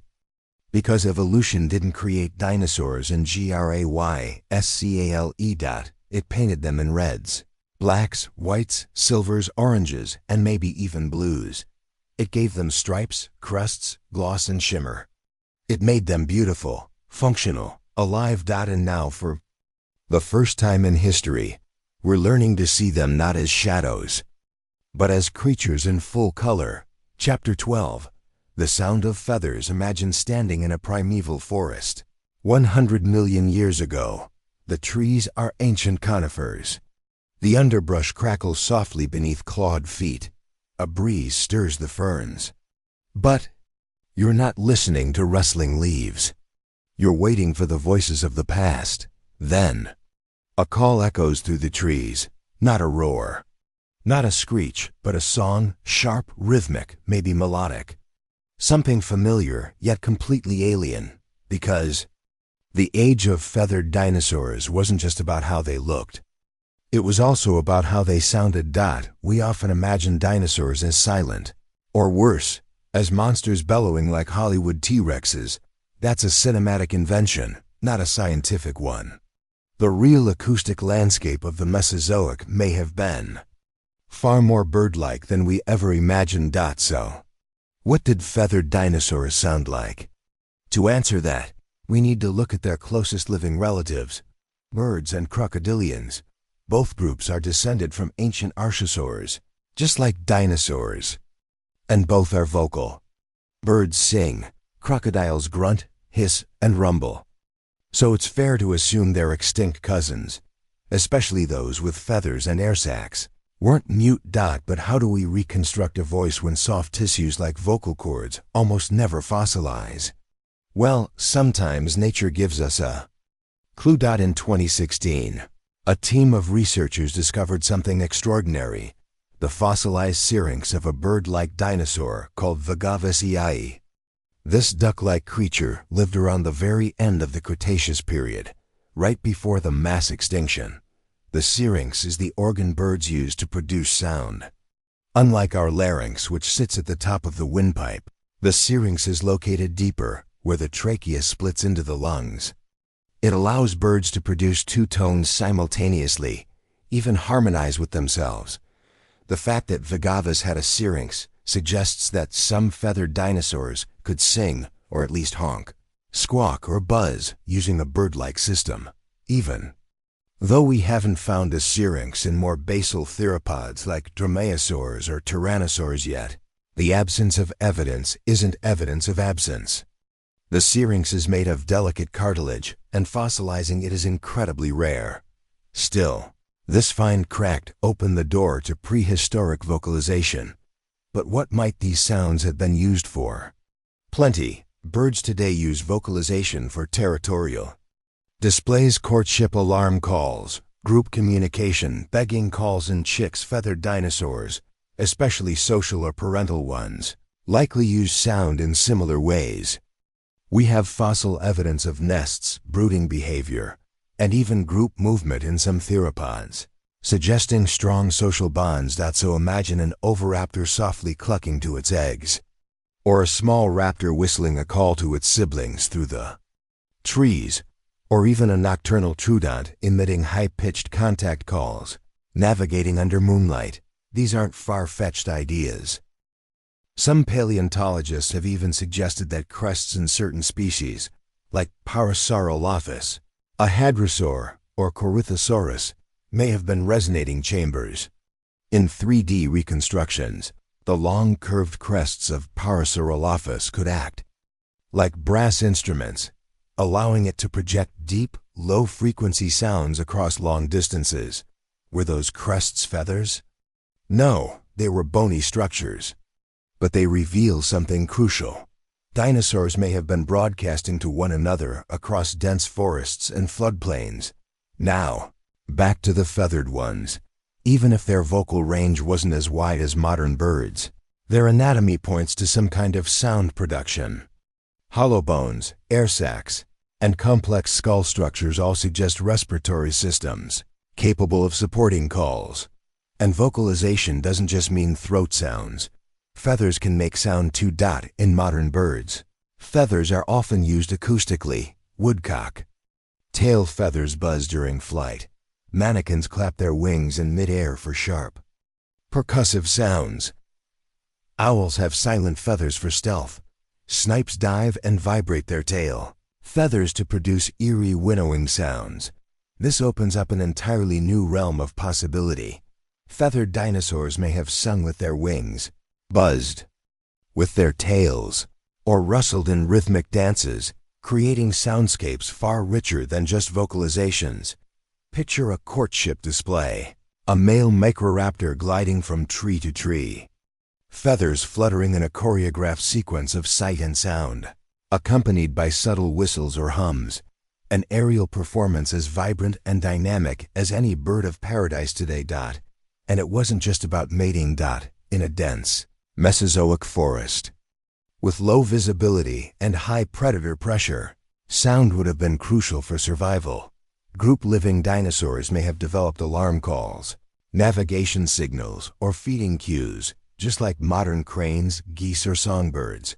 Even body posture matters. Modern birds often puff up, bob their heads, or raise their crests while making sound.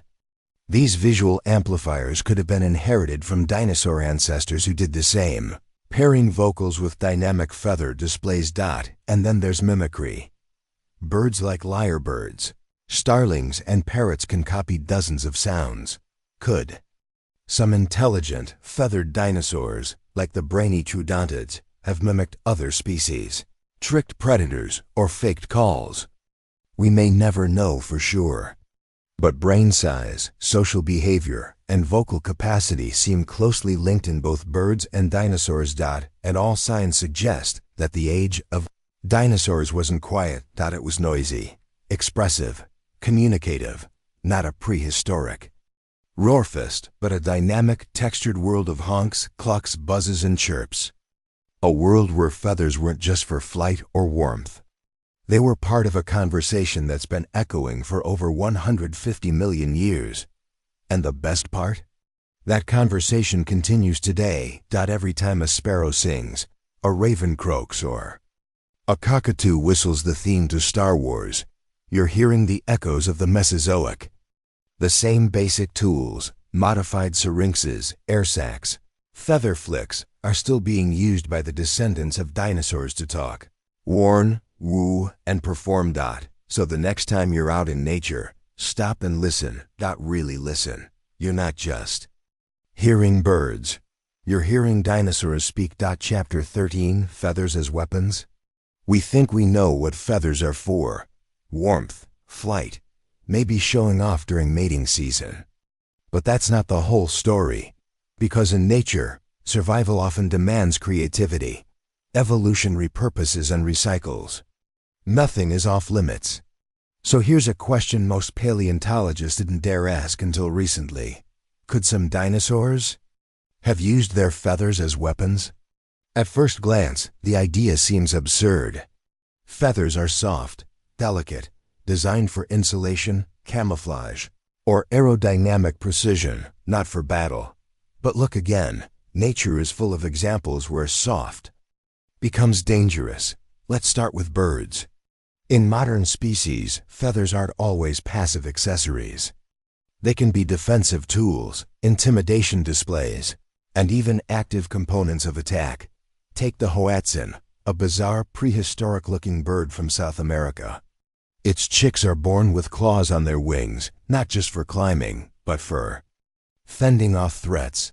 Or consider capercaillies, large woodland grouse known for their aggressive territorial battles. During the breeding season, males will fluff up their neck feathers, fan their tails, and lash out using sharp, stiff wing quills that can leave real injuries. Then there's the spur-winged goose, which has a sharp, bony spur on its wing used to strike at rivals. The feathers don't do the damage, but they're part of the delivery system. In many cases, feathers become part of the visual bluff, flaring out to appear larger, more threatening, or to signal dominance. But in some, especially in close-quarters combat, they can act like bristling armor, a warning backed by real force. And now we return to the dinosaurs. Because if modern birds use feathers for combat, then their ancient relatives might have too, in far more experimental ways. Let's consider Bepiosaurus. This strange therizinosaur had long, ribbon-like proto-feathers extending from its arms and tail.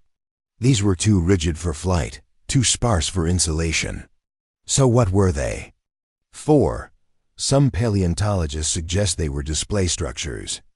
But others think they could have had a startling visual impact during threat postures, fanned out like porcupine quills, flashing bold patterns to intimidate rivals or predators. Now imagine a territorial standoff, two bipiosaurs raising their arms, rattling their feather ribbons, creating a vibrating wave of color and sound. Not so much a weapon as a psychological tactic, intimidation by display. Still not convinced feathers could be used aggressively? Let's look at Psittacosaurus, the parrot-beaked dinosaur. While not a theropod, Psittacosaurus had a row of stiff, bristle-like filaments along its tail. These weren't feathers in the bird sense, but structurally, they're strikingly similar. Could those filaments have been used to whip the air? To startle attackers, or to reinforce social status? Some scientists think so. The filaments are dense, possibly colored, and would have made a loud swish when flicked, perhaps a warning signal or even a non-lethal strike. And then there's the possibility of feathered shields. In modern birds, wing shields, thick pads of feathers on the wrist or elbow, are used in combat. Roosters will strike each other with these during fights. In feathered theropods, could similarly toughened wing feathers have been used for slapping, blocking, or pushing opponents? Consider Velociraptor. We now know that Velociraptor had asymmetrical arm feathers, not enough for flight, but perfect for display or maneuvering. But during close-quarters combat, like the now famous fossil of a Velociraptor locked in a death grip with a Protoceratops, could those feathers have played a stabilizing or shielding role? Maybe even a way to confuse prey, flaring the feathers, to mislead, distract, or blindside a target just long enough for the killing claw to land. It's speculative, but grounded in biology. And here's the real twist. Some paleontologists believe certain feather structures may have evolved partially as defensive displays first, before being co-opted for flight. Why? Because bright, oversized, or exaggerated features often evolve in animals that live in dangerous, competitive environments, where the ability to intimidate can mean the difference between survival and extinction. Think about birds of paradise. They live in environments where predation risk is lower. That gives them freedom to evolve ridiculous, elaborate feathers for courtship. But in high-risk environments, such displays must serve a dual purpose: courtship and defense. That dual role might have applied to feathered dinosaurs like Caudipteryx, with its large tail fan and flashy feather arrays. Were those feathers for mating dances? Or did they double as threat signals? We don't know for sure, but we do know that the boundary between show and strike is thin in nature. In species like cassowaries, that line disappears completely. Cassowaries, those terrifying modern avian dinosaurs, have a tall helmet-like casque, dagger-like claws, and powerful legs. When threatened, they don't just flash feathers. They attack violently. Their body plumage is dense and coarse, more like armor than insulation. It may not slice flesh, but it supports a body built for aggression. They are living proof that feathers and ferocity are not mutually exclusive. So, could ancient dinosaurs have used feathers in a similar way? Could a flash of tail plumage or a whip of arm feathers have been the Mesozoic equivalent of a warning slap or a threat display? Absolutely. And as we uncover more fossils, better preserved, more detailed, we may find microscopic damage patterns on feathers, breaks, notches, bends, evidence of impact, of wear, of contact, because feathers weren't always about elegance or beauty. Sometimes they were weapons of survival. And that's what makes them extraordinary. They weren't just tools for warmth, or flight, or flirtation. They were multifunctional marvels, lightweight, adaptable, expressive, and yes, sometimes dangerous. So the next time someone asks, what good is a feather on a predator? You can smile and answer, it's not just good. It might have been deadly. Chapter 14. From fluff to armor. When you think of armor, you probably imagine steel plates, thick scales, maybe bone-hard spikes. Feathers? Not exactly the first material. That comes to mind. And yet, evolution rarely follows our expectations. What if feathers, those delicate structures designed for flight, warmth, or display, could also act as a kind of biological armor? It sounds contradictory, but in the world of dinosaurs, contradictions were the norm. To understand how this worked, we have to rewind. Feathers didn't start off as flight tools. In fact, the earliest feather-like structures probably looked nothing like today's sleek bird plumage. They were short, bristly filaments. Some scientists call them proto-feathers, simple hollow tubes of keratin sprouting from the skin, more like fur than feathers. At first, they probably served a basic purpose: thermal insulation, keeping small, fast-moving predators warm in the fluctuating climates of the Jurassic and Cretaceous. But even at that early stage, these filaments had structure. And structure is where function begins to evolve. Some dinosaurs had dense coats of these bristles, especially around the neck and tail. They weren't fluffy for aesthetic purposes. They formed thick, overlapping layers. In some cases, the filaments were stiff, even quill-like. And stiff, quill-like structures are harder to penetrate. Let's take a look at a prime example: Psittacosaurus. This small, parrot-beaked dinosaur didn't fly, and it wasn't covered in down. But it had a row of long, stiff, hair-like filaments erupting from its tail. Some scientists believe these filaments, which could reach up to 16 centimeters long, were display features. But others point out that their spacing, rigidity, and density could have offered a form of passive protection, a sort of primitive tail shield. Imagine a predator lunging at Psittacosaurus from behind, only to meet a bristling fan of needle-like filaments. Not enough to injure, but perhaps just enough to deter. In modern animals, we see similar strategies. Porcupines use modified hairs, quills, as active defense. Pangolins have hardened scales formed from keratin. Hedgehogs roll into balls, presenting nothing but spines. Even in birds, some feather structures are surprisingly tough. Look at cassowaries.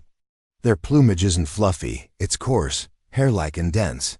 It protects them as they charge through thick jungle underbrush, and likely helps deflect minor attacks. Or consider vultures and condors, birds that feed in bloody, competitive environments. Their neck feathers are sparse but tough, protecting vulnerable skin during feeding frenzies. Feathers, when modified the right way, can be shock absorbers, barriers, even deflection tools. And there's another possibility: armor through illusion. Some feathered dinosaurs, like Utyrannus, were covered in long, shaggy protofeathers, not defensive on their own, but collectively, they might have made the dinosaur appear larger, more intimidating, or even difficult to target precisely. Predators often go for the neck or flanks. If that target is obscured by a wall of fluff, the bite might land wrong, or not at all. It's not armor in the traditional sense, but it's still protection. We can also look to Therizinosaurs, the strangest of the bunch. These were large, pot-bellied, herbivorous theropods with feathers and massive claws. Though their claws were likely for foraging and defense, some species show evidence of dense, stiff feather coverage along the arms and body. Again, some scientists argue this was display. Others propose an added layer of thermal regulation. But could these feathered arms, when raised, act like feathered shields in the face of predators? Could slashing claws and bristling arms work together to intimidate or deflect? There's another twist in this story. As feathers evolved, scales didn't disappear.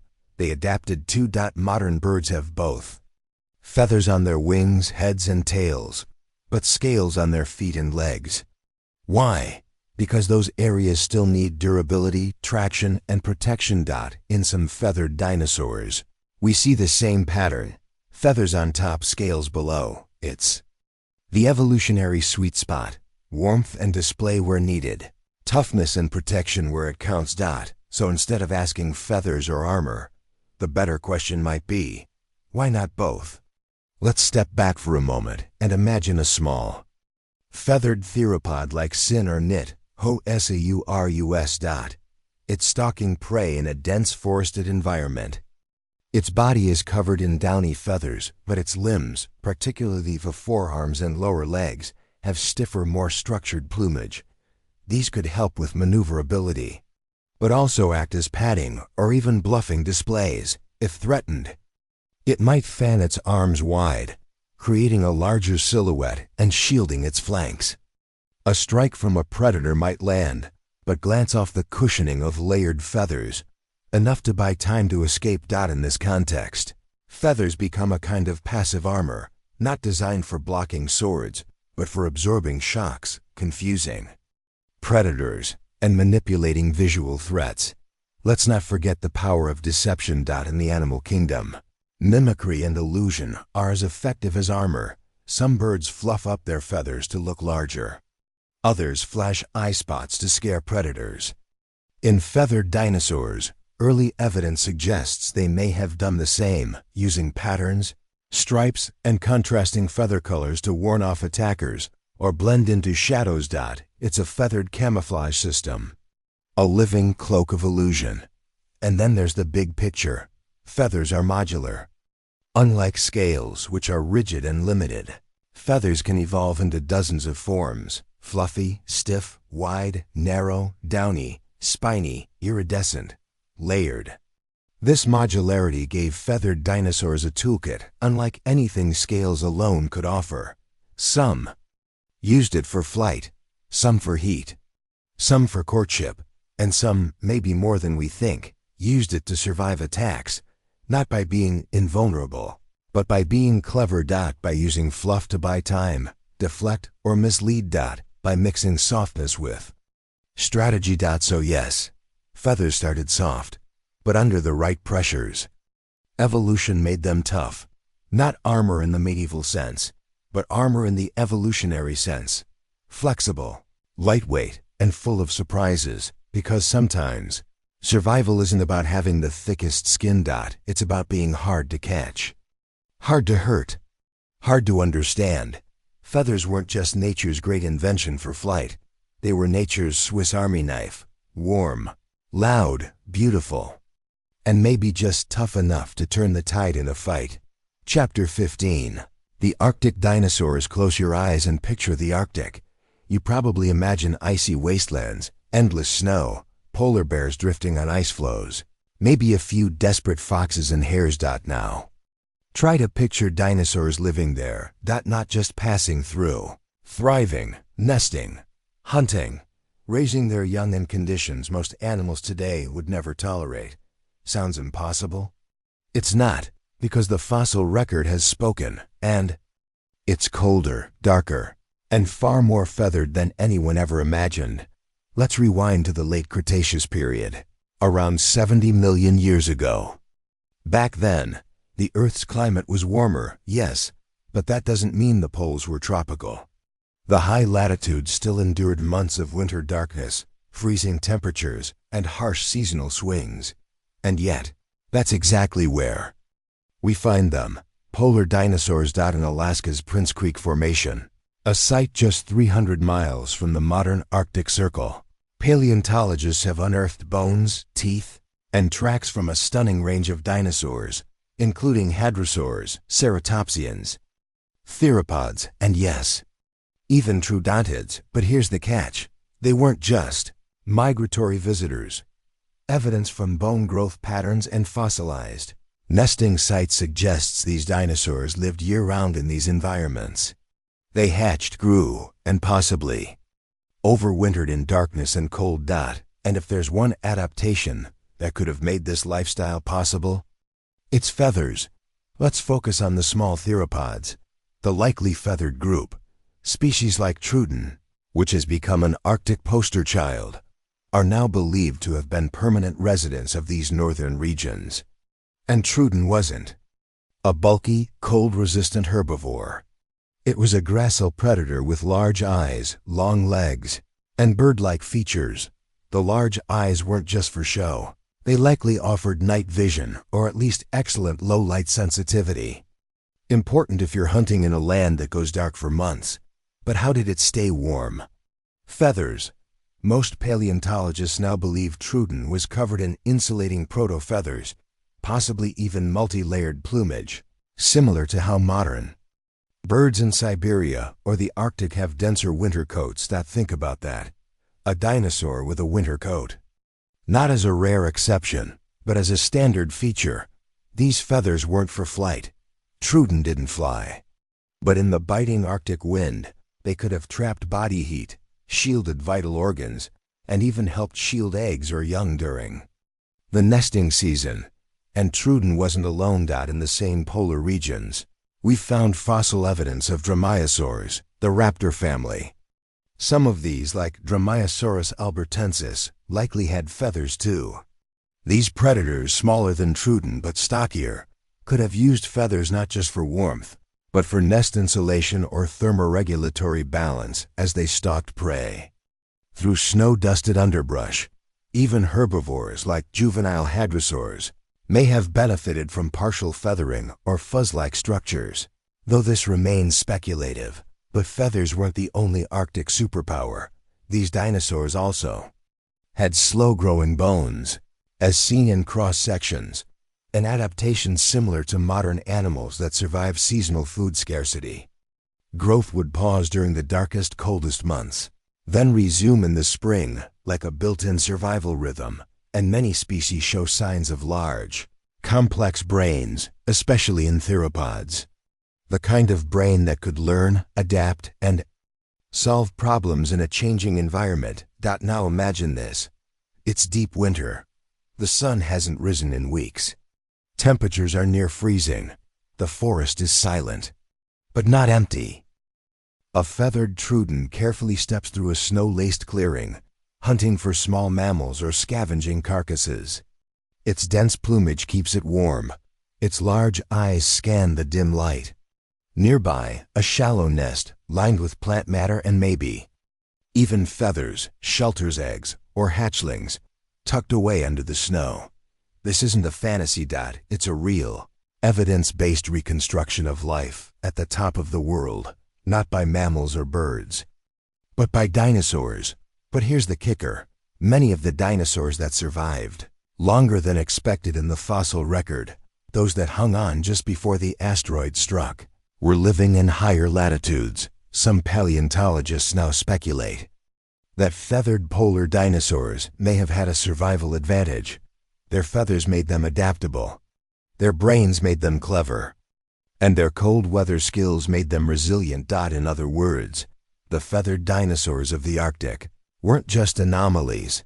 They might have been the future, had history gone differently. In fact, some researchers even propose that early birds, small, flight-capable, warm-blooded, and feathered, may have originated or evolved key adaptations in cooler, seasonal environments like these. So rather than being a fringe group, the feathered Arctic dinosaurs might have been the blueprint for the avian survivors that would one day inherit the Earth. Think about how poetic that is.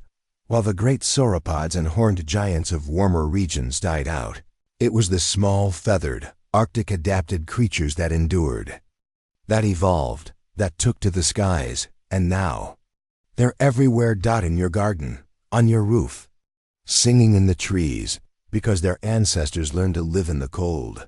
Today, modern birds in polar regions still carry the torch.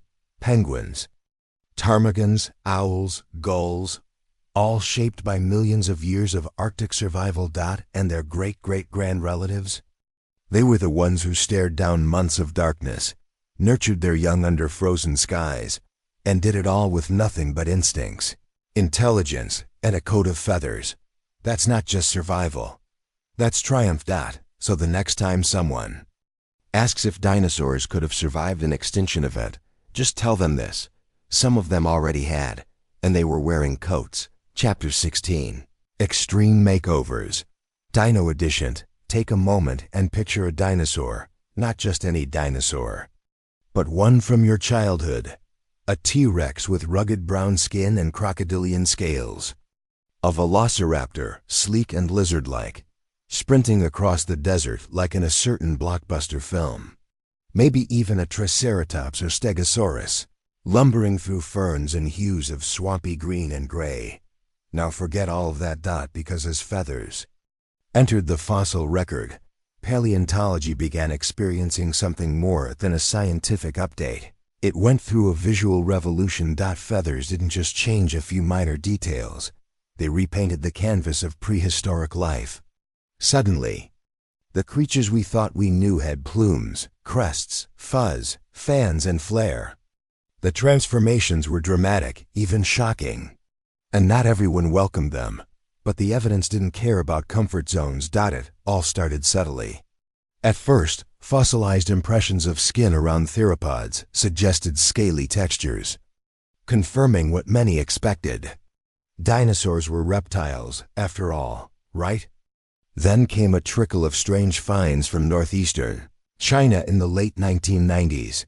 Delicate impressions of filamentous structures surrounding small theropod skeletons. They weren't scales, they weren't muscles, they looked fuzzy, some thought. It was a mistake, maybe mold, maybe plant debris.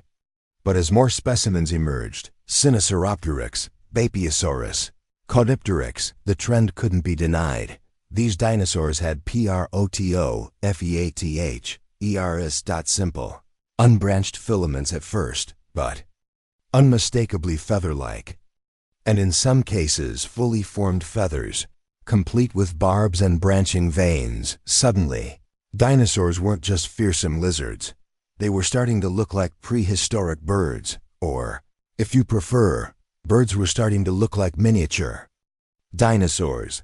This sparked a revolution in paleoart and a backlash in popular culture. When illustrators began depicting velociraptors with feathers, people were outraged.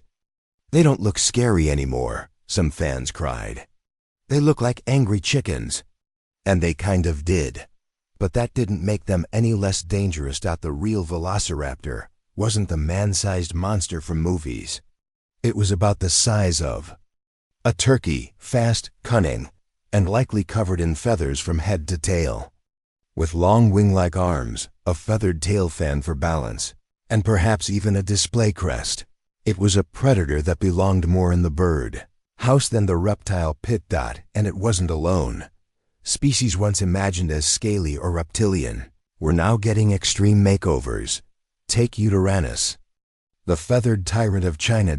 At nearly 30 feet long and weighing over 3,000 pounds. It was a cousin of T-Rex, and it had a full coat of feathers. Not the sleek kind for flight, but long, shaggy proto-feathers. The kind that could insulate, intimidate, and display. This discovery shattered the belief that only small dinosaurs had feathers. If a predator that size could be feathered, what about T-Rex itself?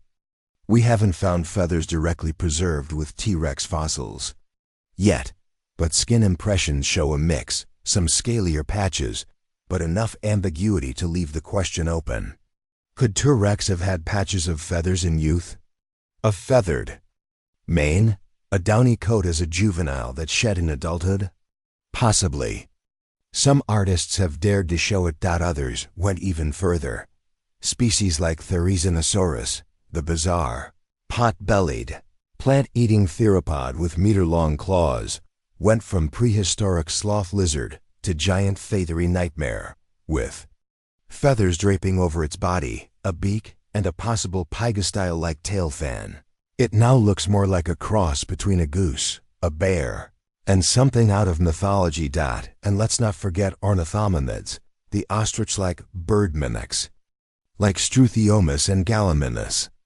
Once drawn as sleek-skinned runners, they're now decked out in full feather coats with wing-like arms, even though they couldn't fly. In fact, one Ornithemis specimen shows a clear transition in plumage, downy fuzz in juveniles, and full wing feathers in adults, even though the adults didn't fly. Why? Possibly for display, temperature regulation, or even mating rituals. In just a few years, dinosaurs went from Jurassic Park to Jurassic Vogue. But the shift didn't stop at predators. Even some herbivores got feathered reboots, while most of the big-bodied herbivorous dinosaurs likely retained scaly skin, like Triceratops, Ankylosaurus, and Stegosaurus. A few surprises popped up. One major shock was Colindodromus, discovered in Siberia in 2014. This small ornithischian, not a theropod, showed both scales and feather-like structures, including branching filaments and compound structures similar to down. Why is that significant? Because it suggested that feathers or protofeathers might not have evolved just in theropods, but were possibly ancestral to all dinosaurs, or at least widespread across many clades. In other words, feathered dinosaurs weren't a weird exception. They may have been the norm. So what happened? Why did popular images of dinosaurs fall so far behind? Part of it is momentum. Once an image, like a scaly T-Rex, is cemented in culture, it's hard to replace. Another part is aesthetics. People associate feathers with fragility, birds with innocence. It's hard to imagine a predator being terrifying when it has fluff on its head. But here's the irony. Birds can be terrifying. Just ask anyone who's faced down a cassowary, a dive-bombing goose, or an owl in full strike mode. The feathers don't soften the threat. They amplify it, adding color, motion, and menace. Feathers allowed dinosaurs to evolve into smarter, faster, more versatile creatures. They were about insulation. Yes, but also about aggression, camouflage, seduction, and deception. They made dinosaurs adaptable, and adaptability, in evolution, is power. So when you see a modern Paleoart rendering, a feathered raptor with a flash of red crest, a shaggy tyrannosaur striding through the snow, or a dancing caudipteryx with a fan of peacock-like tail feathers, know that you're looking at a truer dinosaur than anything Hollywood ever gave us.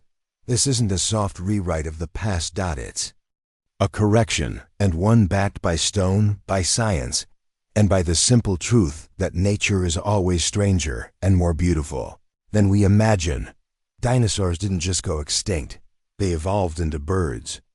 And in doing so, they gave us clues to their past, in feathers, in DNA, in behaviors. And with every fossil dig, every feather impression, and every bold artistic reconstruction, we peel away one more layer of the old lie. Dinosaurs were never just dull, scaly beasts. They were striking, dynamic, and sometimes utterly fabulous. Chapter 17. The Feathery Death from Above. If you've ever watched a hawk drop out of the sky, talons spread, silent as a shadow until the moment it strikes, you've glimpsed one of nature's most lethal blueprints. But that blueprint? It wasn't designed yesterday. It's been around for millions of years.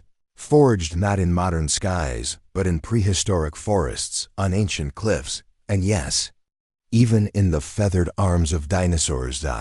Because long before birds perfected the aerial ambush, some dinosaurs were already experimenting with the art of the airborne kill. And those dinosaurs? They had feathers. Let's talk about Microraptor, a name you might have heard before, but not like this. Microraptor was small, about the size of a crow or small cat, but it was armed with curved claws, serrated teeth, and most unusually, feathers on all four limbs. That's right, not just wings, but leg wings and a long feathered tail. It wasn't quite a bird, not quite a glider, and not quite like anything alive today. At first, scientists didn't know what to make of it. Was it climbing, gliding? Did it flap? Then came the fossilized stomach contents, one with lizard bones, another with a bird, another with a fish. This wasn't some insect eater living in the trees.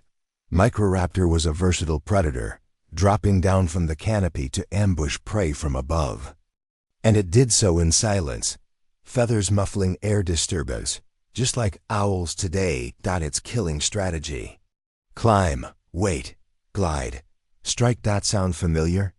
It's the exact hunting style used by modern raptors, owls, hawks, eagles, perfected over time, but born in a much earlier world. Microraptor wasn't just the death from above. It was the prototype, and it's not alone. Let's add Anchiornis to the roster, another feathered dinosaur from the late Jurassic, about 160 million years ago. Even older than Microraptor, Anchiornis had long arm feathers and leg feathers, suggesting gliding or flutter-assisted leaps. But the real kicker? Fossilized pigment cells in Anchiornis feathers show color patterns, blacks, whites, and even hints of red, possibly for camouflage, possibly for intimidation, possibly for both. Now picture this. A small mammal scurries across a branch. From the shadow of the leaves, Anchiornis dives, not in a straight line, but a controlled glide. Tail feathers acting like a rudder, arm feathers flared. It strikes, claws first, jaws snapping shut. A moment later, it's gone, predator and prey vanishing into the foliage. It sounds like a scene out of a modern rainforest, but it happened over 150 million years ago. And these feathered aerial predators didn't just hunt small fry, some likely hunted other dinosaurs, hatchlings, juveniles, maybe even other gliders. Because when you evolve the ability to descend on your prey from above, gravity becomes your ally. Surprise becomes your superpower. And feathers? They're your flight suit. Even more fascinating is the way feathers shape these predators' bodies, not just for movement, but for silence. Modern owls have serrated leading edges on their wing feathers, which disrupt air turbulence and let them fly noiselessly.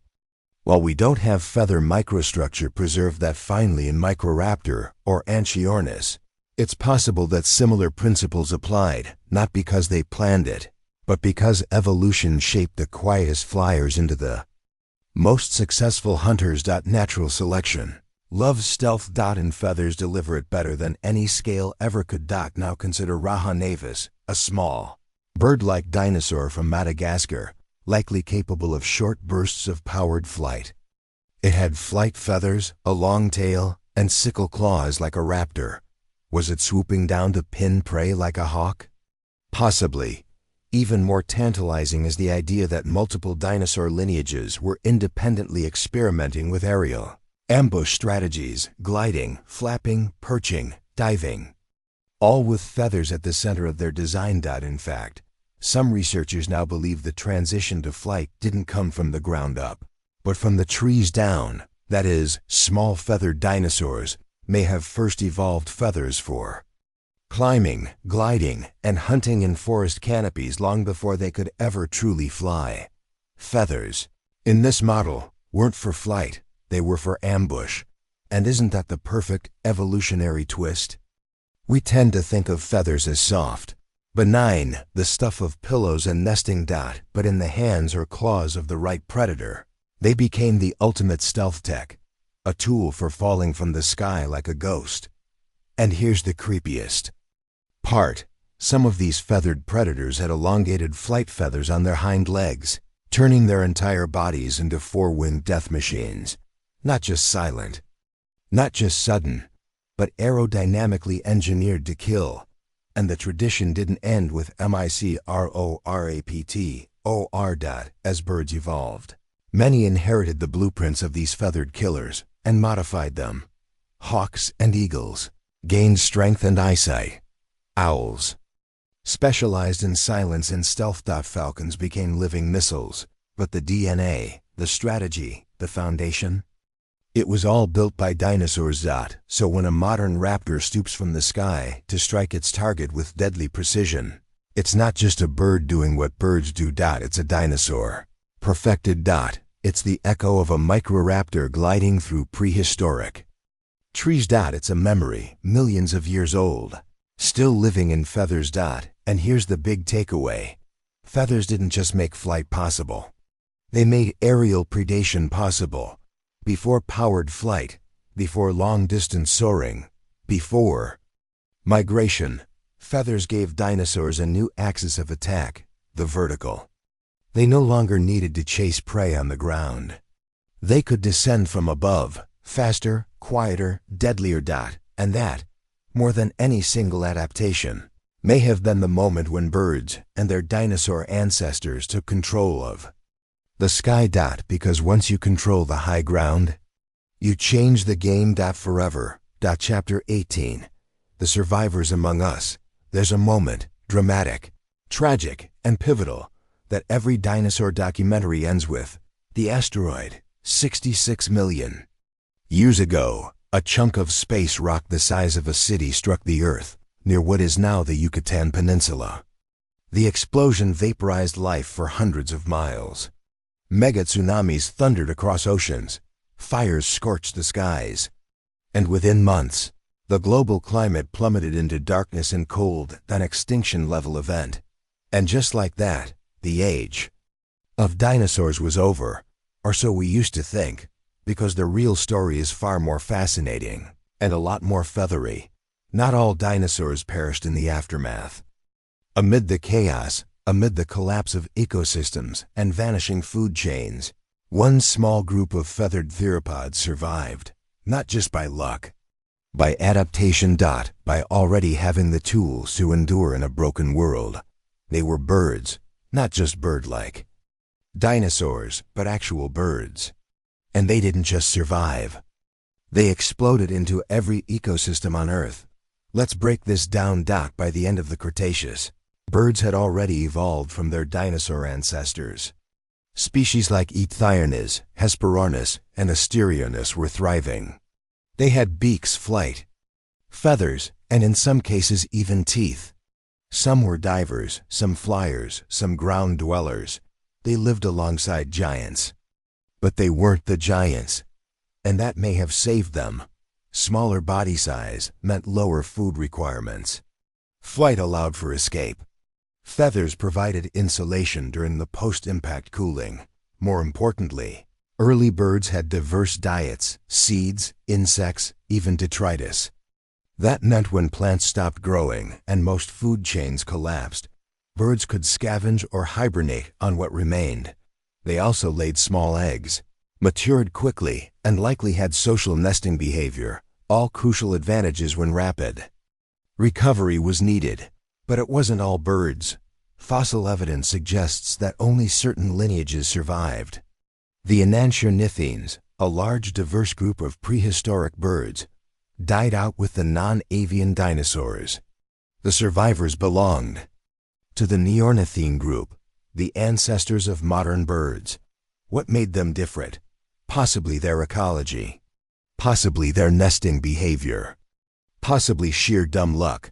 But one thing is clear, they carried forward the legacy of dinosaurs. Every time you see a sparrow flit through a city street, or a hawk circle overhead, you're watching a living, breathing dinosaur, not a metaphor, not poetic license. A real, direct descendant of the very creatures that once ruled the earth. Let that sink in. Tyrannosaurus rex is gone. Velociraptor is gone. But their cousins are still here, and they're everywhere. From pigeons on your balcony to penguins on Antarctic shores, from parrots mimicking speech to owls gliding through midnight forests, all are descendants of the survivors. And feathers are the common thread. Feathers weren't just the quirky quills of a few prehistoric predators.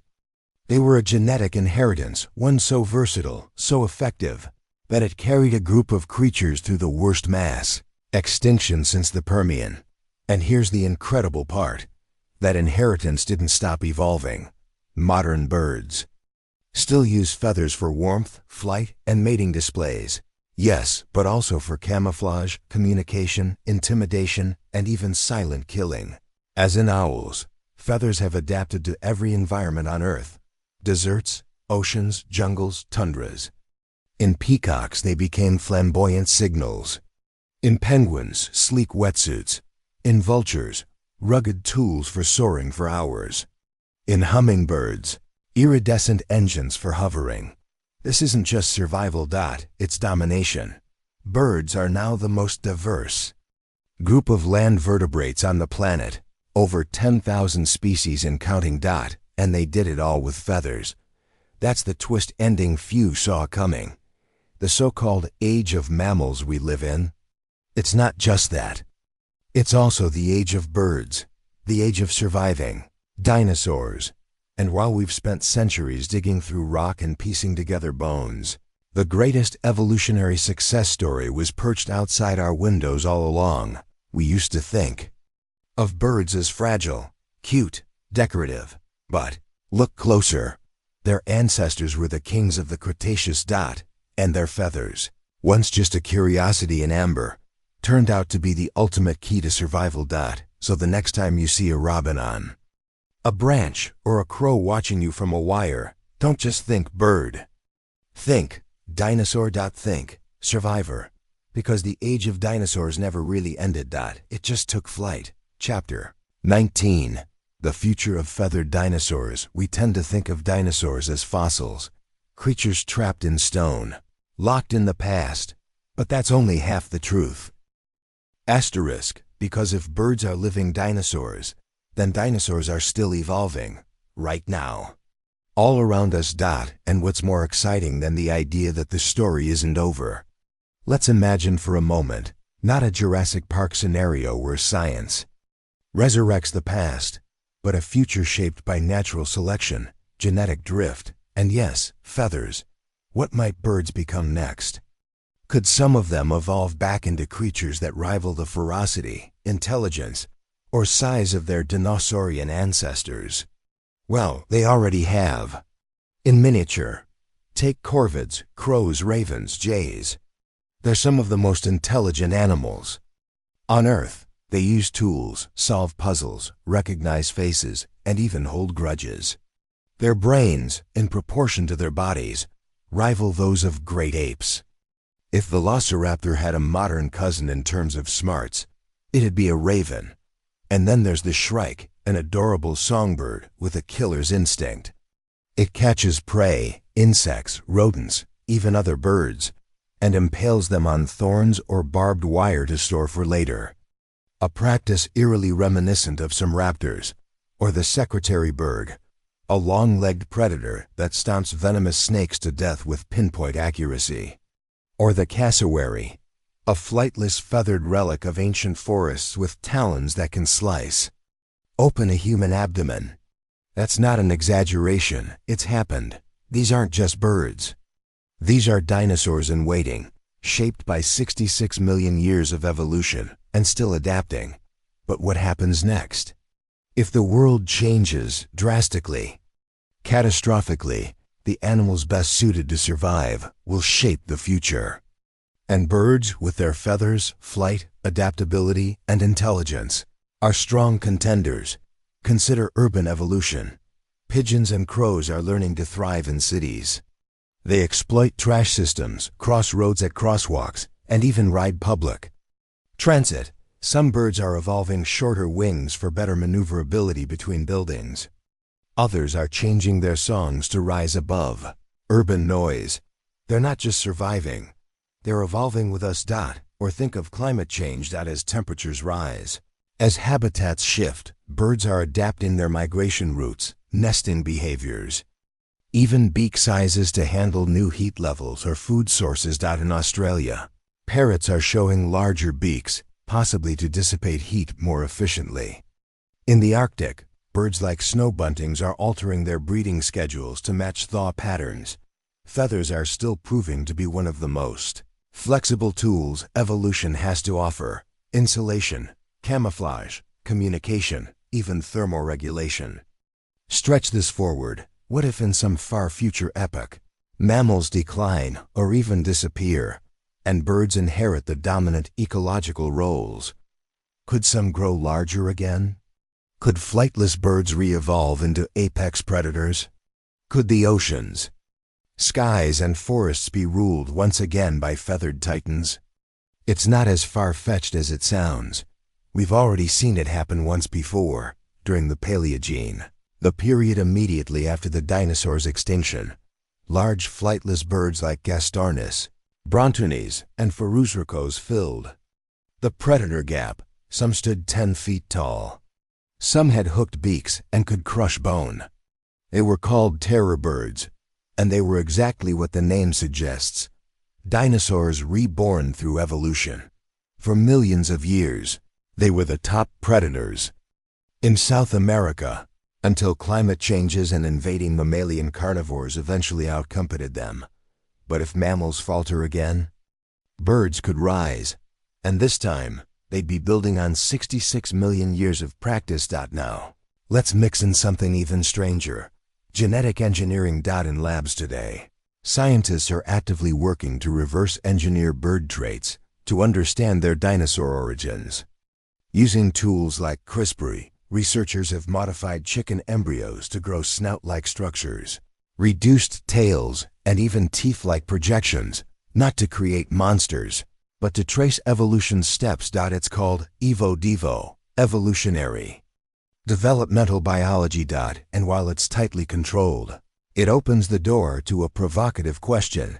Could we one day sculpt future birds, or even dinosaurs, intentionally? Imagine a world where humans partner with birds to co-engineer traits, where scavenger crows assist with waste management, where falcons monitor drone traffic, where genetically modified parrots develop advanced communication capabilities. It's speculative, but not impossible, because we're already reshaping evolution, whether we mean to or not. Our cities, our climate, our technologies, they're all pressure points, and birds are adapting rapidly in response. In the future, dinosaurs may not look like Jurassic Park's fantasies. They might wear hoodies of feathers, glide between skyscrapers, hunt in packs through forest corridors, or mimic our own behaviors with eerie precision. Feathers are their toolkit. We've just begun to scratch the surface of what they can become. So no, the story of feathered dinosaurs doesn't end with fossils in a museum. It stretches forward, into cities, into jungles, into labs and skies and wild places we haven't even imagined. And maybe, one day, future generations will look up and see not a bird, but something bigger, something bolder, something ancient, evolved, and feathered, and say, that's a dinosaur. Chapter 20. The truth revealed. At the start of this journey, we posed a simple question. Were dinosaurs covered in feathers? But now as we reach the end, the question has evolved into something much deeper, because the answer isn't just yes, it's yes. And it changes everything. Let's rewind. For most of the 20th century, dinosaurs were painted with scales, imagined as slow-moving, cold-blooded monsters, more like giant lizards than anything else. The textbooks told us they were extinct, gone, done, but feathers cracked that illusion. And once the first thread was pulled, the whole tapestry unraveled. It began with strange fossils in China, impressions of fluff, of filaments, of veins. Then came the big names: Velociraptor, with quill knobs on its arm bones; Uteranus, a shaggy tyrannosaur; Anchiornis, colored like a magpie. These weren't reconstructions. These were facts, etched in stone. Suddenly, the old image of dinosaurs looked wrong, outdated, incomplete, shallow. Feathers weren't an accessory. They were a revolution. They weren't just for flight. They were for warmth, for camouflage, for courtship, for threat displays, for survival. And they were everywhere. Small theropods, covered. Giant predators, feathered at least in patches. Even herbivores, once thought immune to fluff, showed signs of filament-like structures. Feathers weren't rare. They were the norm. And once you accept that, something clicks. The old paradigm of dinosaurs as overgrown reptiles collapses. In its place, we find a new truth. Dinosaurs were closer to birds than to lizards. They were warm-blooded, fast-moving, intelligent, and yes, in many cases feathered. That's not a tweak. That's a rewrite, a revolution in how we understand Earth's greatest creatures. And the implications ripple outward.